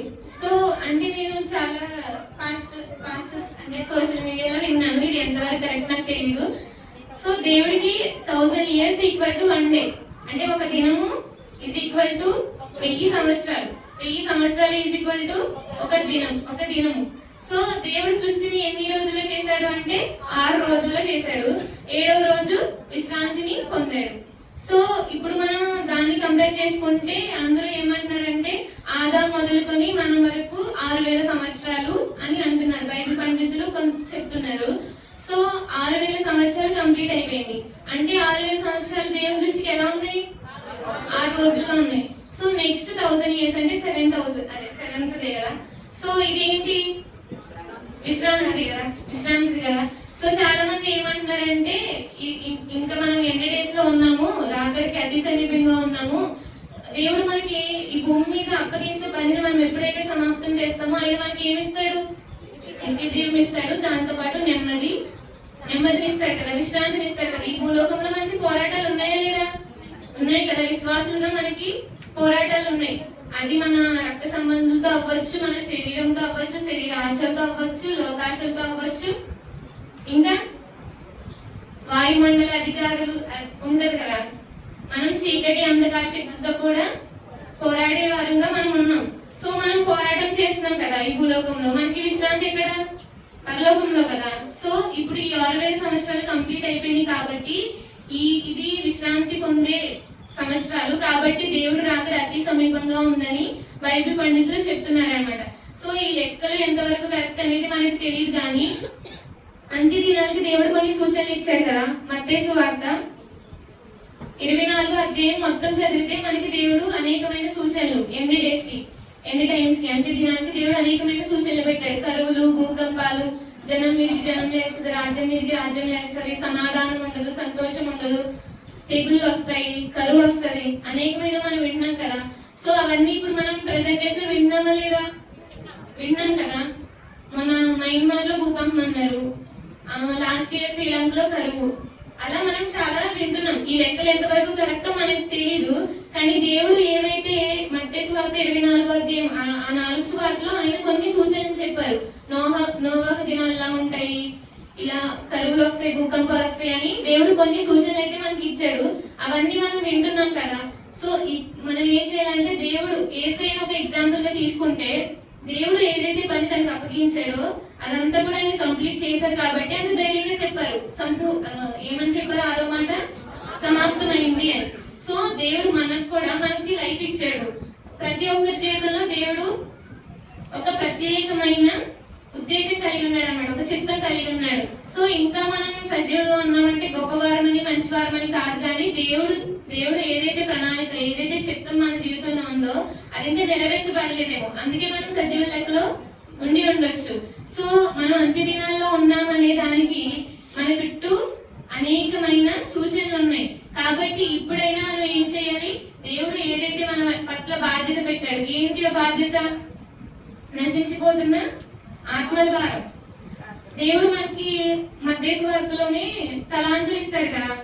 దాన్ని మనం చూస్తే తలాంతులు అంటే దేవుడు ప్రతి ఒక్కరికి కూడా తలాంతులు ఇస్తాడనమాట. దాంట్లో ఏంటి 10 నాణాలు ఇస్తారని చెప్తారు, కానీ దానికి అంటే ఉపమాన రీతిగా చెప్తారు. దాన్ని మనం ఎలా చూసుకోవాలంటే దేవుడు మనకి ఇచ్చిన తలాంత్ అనమాట. దేవుడికి పాటలు పాడే తలాంత్ ఇచ్చాడు, కొంతమందికి వాక్యం చదివే తలాంతు, కొంతమందికి వాక్యం చెప్పే తలాంతు, కొంతమందికి ప్రార్థన చేసే తలాంతు, కొంతమందికి ప్రవచించే తలాంతు. అలా దేవుడు అనేకమైన తలాంతులు ప్రతి ఒక్కరికి కూడా ఇచ్చారు. సో నాకు పాటలు పాడమే వచ్చు, నాకు వాక్యం చెప్పడం రాదు అంటే దేవుడు నీకు ఆల్రెడీ తలాంతు ఇచ్చాడు. దేవుడు అక్కడ ఏమంటాడు, కలిగిన వారికి ఇయ్యబడును, లేని వారికి సమస్తం తీసివేయబడును అని అంటాడు. అంటే దేవుడు నీకు ఒక తలాంతు ఇచ్చాడు, పాటలు పాడడం ఇచ్చాడు. సో పాటలు పాడు, దేవుని నామాన్ని మహింపరచు. నీ పాటల ద్వారా కూడా ఏమో నువ్వు స్వరం ఎత్తి పాడితే నీ పాటల ద్వారా కూడా ఎవరైనా మారుమనసు పొందొచ్చేమో. లేదా నువ్వు వాక్యం చెప్పే తలాంతు ఇచ్చాడు, వాక్యం చెప్పు. ప్రార్థన చేసే తలాంతు ఇచ్చాడు. సో అనేక మంది ఆత్మల కొరకు ప్రార్థించవచ్చు కదా. సో అలా కూడా నశించిపోతున్న ఆత్మల్ని రక్షించవచ్చు. సో దేవుడు ప్రతి ఒక్కరి జీవితంలో ఒక బాధ్యత అనేది పెట్టాడు. సో యేసయ్యలాగే మనం కూడా దేవుడు ఏదైతే మనకి ఈ భూలోకంలో పని అప్పగించాడో, ఒక బాధ్యత పెట్టాడో, అది కంప్లీట్ చేసి ఎలిజబెత్ రాణిలో కాదు కానీ యేసయ్యలాగా సంతృప్తితో విజయంతో మనం కూడా అవును ప్రభు నేను చేశాను, సమాప్తం చేశాను అని చెప్పగలిగే వారంగా ఉండాలని ఇచ్చిన మాటలు దేవుడు మన హృదయంలో ఫలింపజేయగా. దేవుని నామానికి మహిమ కలుగుగాక. చిన్న ప్రార్థన చేసుకుని ప్రారంభించుకున్నాం. మహాపరిశుద్ధుడు మహాగణుడైన యేసయ్యానికి వందనాలు, స్తుతులు, స్తోత్రాలు చెల్లించుకున్నాం ప్రభా. ఇది నా నీకు రీతిగా కూడిన ప్రభా యేసయ్య శిలువలో పలికిన 7 మాటలు మేము జ్ఞాపకం చేసుకోవడానికి మాకు ఇచ్చిన కృపను బట్టి నీకు వందనాలు, స్తుతులు, స్తోత్రాలు చెల్లించుకున్నాం యేసయ్య. తండ్రి నేను నిలబడి 7వ మాట చెప్పుచుండగా ప్రభా యేసయ్య, తండ్రి నన్ను మరుగుపరచు, నేను మాట్లాడాలని అడుగుతున్నాను ప్రభా యేసయ్య. తండ్రి మీరు మాట్లాడితే తండ్రి ప్రభా యేసయ్య, తండ్రి తండ్రి అందరూ మీరు మాట్లాడాలని అడుగుతున్నాను ప్రభా యేసయ్య. తండ్రి మీరే మన నోటికి నూరైంది మీద తండ్రి ప్రభా యేసయ్య, ప్రతి ఒక్కరితో మాట్లాడమని సమస్తం మీ చేతులకు అప్పగించుకుంటే యేసయ్య మమ్మల్ని అడిగి వేడుకుంటున్నాం తండ్రి. ఆమేన్. యేసు ప్రభు వారి శిలువలో పలికిన 7వ మాట లూకాసు వార్త 23వ అధ్యాయం 46వ వచనం చదువుకున్నాం. అప్పుడు యేసు గొప్ప శబ్దముతో కేక వేసి, తండ్రి నీ చేతికి నా ఆత్మను అప్పగించుకొనుచున్నానని ఆయన ఇలాగ చెప్పి ప్రాణము విడిచును. దేవుడు శిలువలో పలికిన ఆఖరి మాట వచ్చేసి, తండ్రి నీ చేతికి నా ఆత్మను అప్పగించుకొనుచున్నాను. ఈ మాట చెప్పిన తర్వాత యేసయ్య తన ప్రాణాన్ని విడిచిపెట్టేశారు. అంటే అప్పటి వరకు కూడా ఎన్ని మాటలు పలికారు యేసయ్య శిలువలో? 6 మాటలు పలికారు. చివరిగా పలికిన మాట ఏంటంటే, తండ్రి నీ చేతికి నా ఆత్మను అప్పగించుకొనుచున్నాను. యేసు ప్రభు వారు మరణానికి ముందు నెరవేరవలసిన లాస్ట్ ప్రవచనం ఏదైనా ఉందంటే ఈ యొక్క మాటతో అది నెరవేరింది. కీర్తన గ్రంథం 31వ అధ్యాయం 5వ వచనం చూసుకుందాం. కీర్తనల గ్రంథం 31వ అధ్యాయం 5వ వచనం. నా ఆత్మను నీ చేతికి అప్పగించుకొనుచున్నాను, యెహోవా సత్యదేవా నన్ను విమోచించువాడు నీవే. మనల్ని విమోచించేవారు ఎవరు? దేవుడు. కాబట్టి ఆయనకి మనం ఏం చేయాలి? మన ఆత్మలను అప్పగించుకోవాలి. యేసు ప్రభు వారు ఈ లోకంలోకి ఎందుకు రావాల్సి వచ్చిందంటే మన పాపముల వరకు ఆయన ప్రాణం పెట్టడానికి ఈ లోకానికి వచ్చారు. అవునా? ఎందుకు వచ్చారు యేసు ప్రభు వారు ఈ లోకానికి? మన కొరకు, మన పాపముల నిమిత్తము ఆయన ప్రాణము పెట్టి మన పాపములను కొట్టివేయడానికి ఆయన ఈ లోకానికి వచ్చారు. ఆయన ఈ లోకానికి వచ్చి తన పని మీద ఆయన సంతృప్తి చేశాడా లేదా? సంతృప్తి చేశాడా లేదా? చేశాడు. ఆయన తండ్రి అతనికి ఆజ్ఞాపించిన ప్రతి ఒక్కటి కూడా దేవుడు సంపూర్తి చేసి తన ప్రాణాన్ని దేవునికి అప్పగించుకుంటున్నాడు. ఆయన చేయకుండా మిగిల్చింది ఏమైనా ఉందా? దేవుడు తన తండ్రి తనకు ఆజ్ఞాపించిన వాటిలో ఏదైనా చేయకుండా మిగిలిపోయింది ఏదైనా ఉందా? లేదు. దేవుడు గొప్ప శబ్దంతో తన తండ్రికి తన ఆత్మను అప్పగించుకుంటున్నానని చెప్పి కేక వేసి తన ప్రాణంను అప్పగించుకుంటున్నాడు. యేసు ప్రభు వారి ప్రాణాలు ఎవరైనా తీయగలరా? మనం అనుకుంటే మనం తీయగలమా? తీయలేము. ఆయన ప్రాణాన్ని ఆయనే స్వతంత్రంగా ముందుకు వచ్చి ఆయన ప్రాణాన్ని ఆయనే అప్పగించుకున్నాడు. యోహాను సువార్త 10వ అధ్యాయం 18వ వచనం చదువుదాం.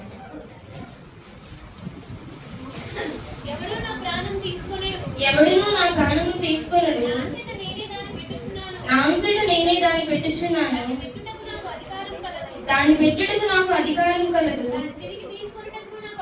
దాన్ని తిరిగి తీసుకున్నట్టుకును నాకు అధికారం కలదు, నా తండ్రి వలన ఈ ఆజ్ఞ పొందుతున్నా నేను. ఇక్కడ మనం చూసినట్లయితే చూసినట్లయితే అక్కడ దేవుడు చెప్తున్నాడు, ఎవడును నా ప్రాణం తీసుకోలేడు. అవును కదా, మనం ఎవరు ఆయన ప్రాణం తీయాలనుకుంటే మనం తీయలేం. ఆయన అనుకుని వచ్చి మన కొరకు ఆయన ప్రాణాన్ని పెట్టాడు. ఆయన ఎంత అక్కడ స్ట్రాంగ్ గా చెప్తున్నారంటే, నేను మరలా దాన్ని తీసుకుంటాను అంటే 3వ రోజున నేను తిరిగి లేచి మీకు నేను మళ్ళీ నా ప్రాణాన్ని నేను పొందుకుంటానని ఆయన స్ట్రాంగ్ గా చెప్పాడు. అక్కడ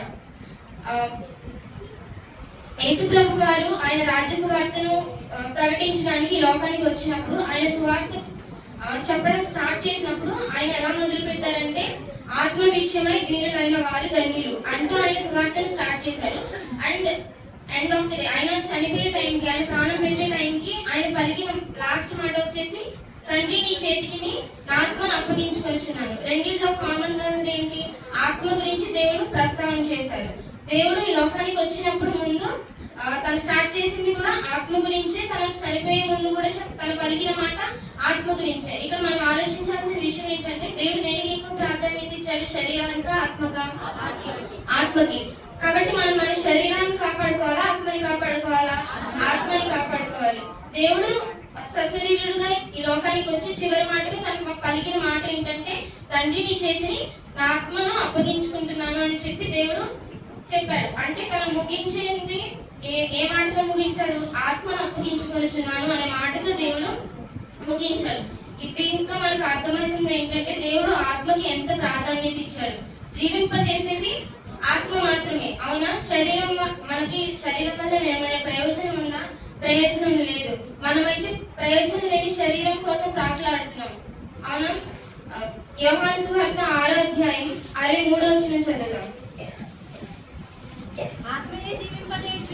ఆత్మయే జీవింపచేయుచున్నది, శరీరం కేవలం నిష్ప్రయోజనం. ఆత్మ మనకేమిస్తుంది? జీవాన్ని ఇస్తుంది. శరీరం వల్ల మనకి ఏమైనా ప్రయోజనం ఉందా? ప్రయోజనం లేదు. కానీ మనందరం ఏం చేస్తున్నాము? మన శరీరానికి ఏది అవసరమో అది మనం చాలా బాగా పట్టించుకుంటాం. శరీరానికి ఆకలిస్తుంది అనుకో, ఇప్పుడు దానికి ఆహారం కావాలి కాబట్టి మనం దానికి ఆహారం పెడదాం. లేదా శరీరం ఈవెన్ మనం దానికి పెట్టట్లేదు అనుకో, ఏమైతే అది నీరసించిపోతుంది కదా. మరి అలాగే మన ఆత్మను కూడా మనం కాపాడుకోవాలి కదా. మన శరీరానికి ఏది కావాలో మనం ప్రతిదీ మన శరీరానికి సమకూరుస్తున్నాం. అట్టి రీతిగా మన ఆత్మను కూడా మనం కాపాడుకోవాలి కదా. మన ఆత్మకి దేని యొక్క మాటలు కావాలి, లేదంటే మన ఆత్మ ఏమవుతుంది? నీరసించిపోతుంది. కానీ మనం మన శరీరం కోసమే ఎంతసేపు మన శరీరం కోసం, మన నిష్ప్రయోజనమైన శరీరం కోసం ప్రతిదీ మనం కేర్ చేస్తున్నాం కదా. మన ఆత్మ కోసం కూడా మనం కేర్ తీసుకోవాలి కదా. మన ఆత్మ మనం ఎవరి ఆత్మను వారు పట్టించుకోకపోతే ఏమవుతుంది? దేవుడు ఎండ్ ఆఫ్ ది డే మన శరీరం వెళ్తుందా దేవుని దగ్గరికి? ఆత్మ దేవుని దగ్గరికి వెళ్తుంది. మన ఆత్మను మనం కాపాడుకోవాలి.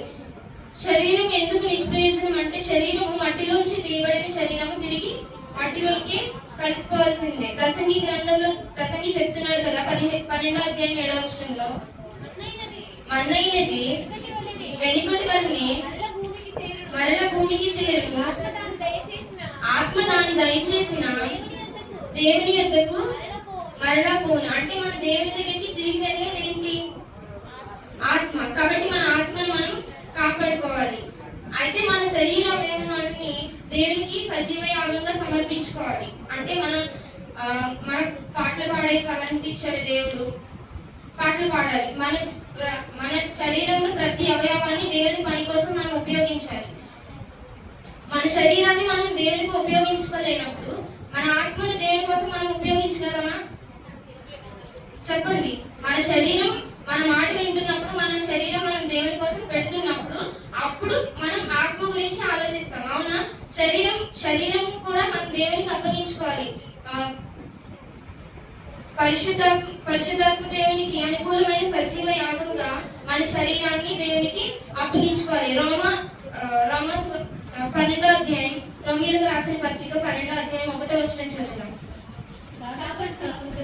కాబట్టి సహోదరులారా, పరిశుద్ధమును దేవునికి అనుకూలమునైన సజీవ యాగముగా మీ శరీరములను ఆయనకు సమర్పించుకొనుడని దేవుని వాత్సల్యమును బట్టి మిమ్మల్ని బతిమాలుకొనుచున్నాను. అంటే ఇట్టి సేవ మీకు యుక్తమైనది. ఇక్కడ మనం రోమిలకు రాసిన పత్రికలో చదువుతున్నాం. దేవునికి మనం ఏం అప్పగించుకోవాలి?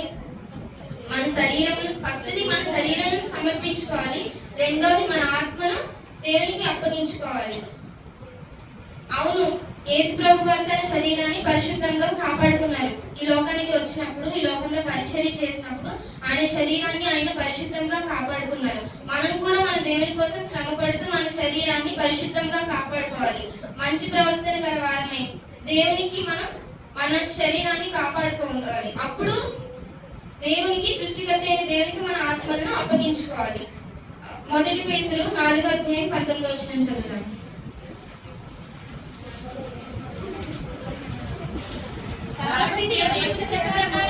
కాబట్టి దేవుని చిత్త ప్రకారం బాధపడి వారు సత్ప్రవర్తన గలవారై నమ్మకమైన సృష్టికర్తకు తమ ఆత్మలను అప్పగించుకునేవారని. ఎవరికి అప్పగించుకోవాలి? మన ఆత్మలను దేవునికి అప్పగించుకోవాలి.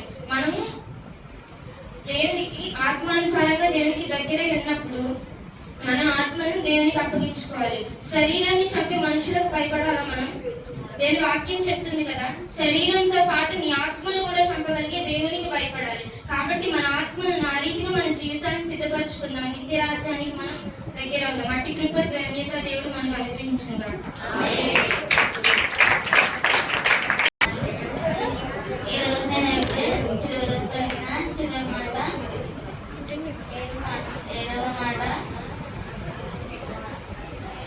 తండ్రి, నీ చేతికి నా ఆత్మను అప్పగించుకొనుచున్నాను. ఈ యొక్క భాగంలో యేసుక్రీస్తు ప్రభు వారు ఆత్మను అప్పగించుకొనుచున్నారు అని పలికిరి. అప్పుడు యేసు ప్రభు వారు సిలువలో బిగ్గరగా కేక పెట్టి ఈ చివరి మాట చెప్పిన తరువాత యేసు ప్రభు వారు బిగ్గరగా కేక వేసి తన ప్రాణాన్ని విడిచాడు. ఏమి అప్పగించారని మనం చూస్తే, ఈ అప్పగింత ఏమిటి అని చూస్తే బైబిల్లో కొన్ని అప్పగింతలు ఉన్నాయి. ఆదికాండము 2వ అధ్యాయం 7వ వచనం. దేవుడైన యెహోవా దేవుని ఎక్కువ నేలమట్టుతో నరుడు నిర్మించి వారి నాటుకారంలో జీవవాయువు పుట్టగా నరుడు జీవాత్మాయి.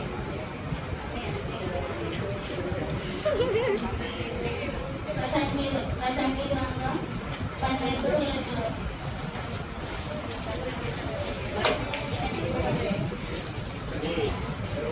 అన్నైనది వెనుకటి వలనే మరల భూమికి చేరుడు. ఆత్మ దాన్ని దయచేసిన దేవుని యొక్కకు మరల చేరుడు. ఆత్మ దేవుని వద్దకే చేరుతుంది. మన ఆత్మ మనం దేవునికి అప్పగించాలి.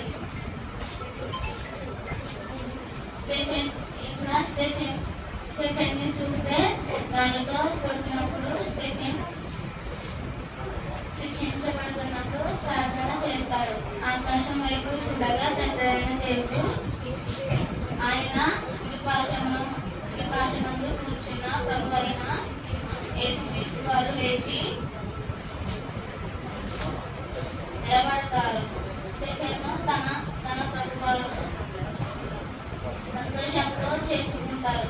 మన ఆత్మను కూడా దేవునికి అప్పగించాలి. మనం ఎప్పుడు కూడా ఆత్మహత్య చేసుకోకూడదు. ఆత్మహత్య ప్రయత్నం చేసుకోకూడదు. ఇప్పుడు మనం యూదా ఆత్మహత్య చేసుకున్నాడా లేదా? చేసుకున్నాడు.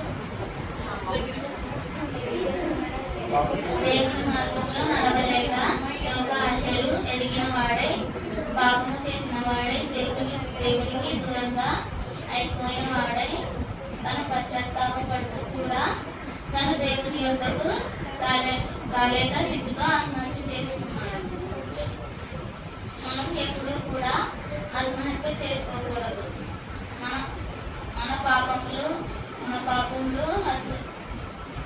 పాపములు హత్య చేసుకుంటే మనం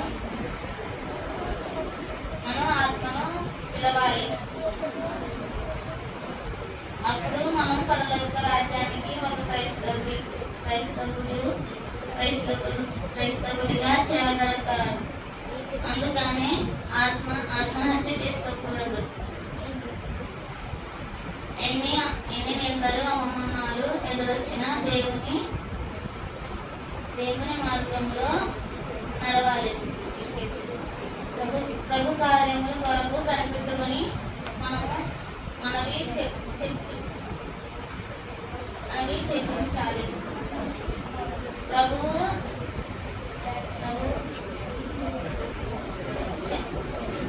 చనిపోవాలి. ప్రభువు లేకుండా మనం చనిపోకూడదు. ప్రభువు లేకుండా చనిపోతే నరకానికే వెళ్తాం. ప్రభునందు మనం వృద్ధి చేయాలి. కలిసి 3:3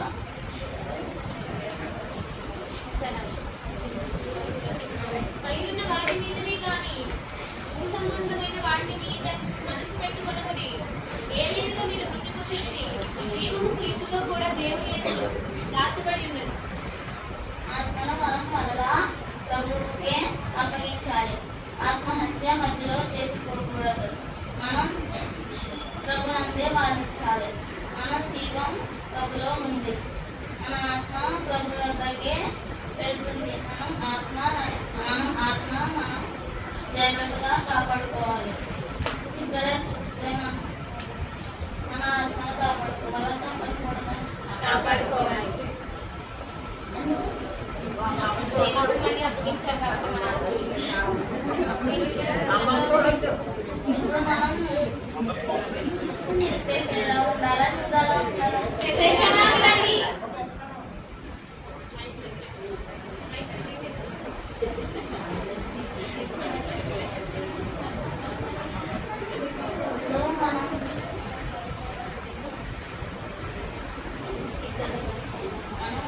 మన నిత్య జీవాన్ని పొందకూడదా? ఇప్పుడు మీరు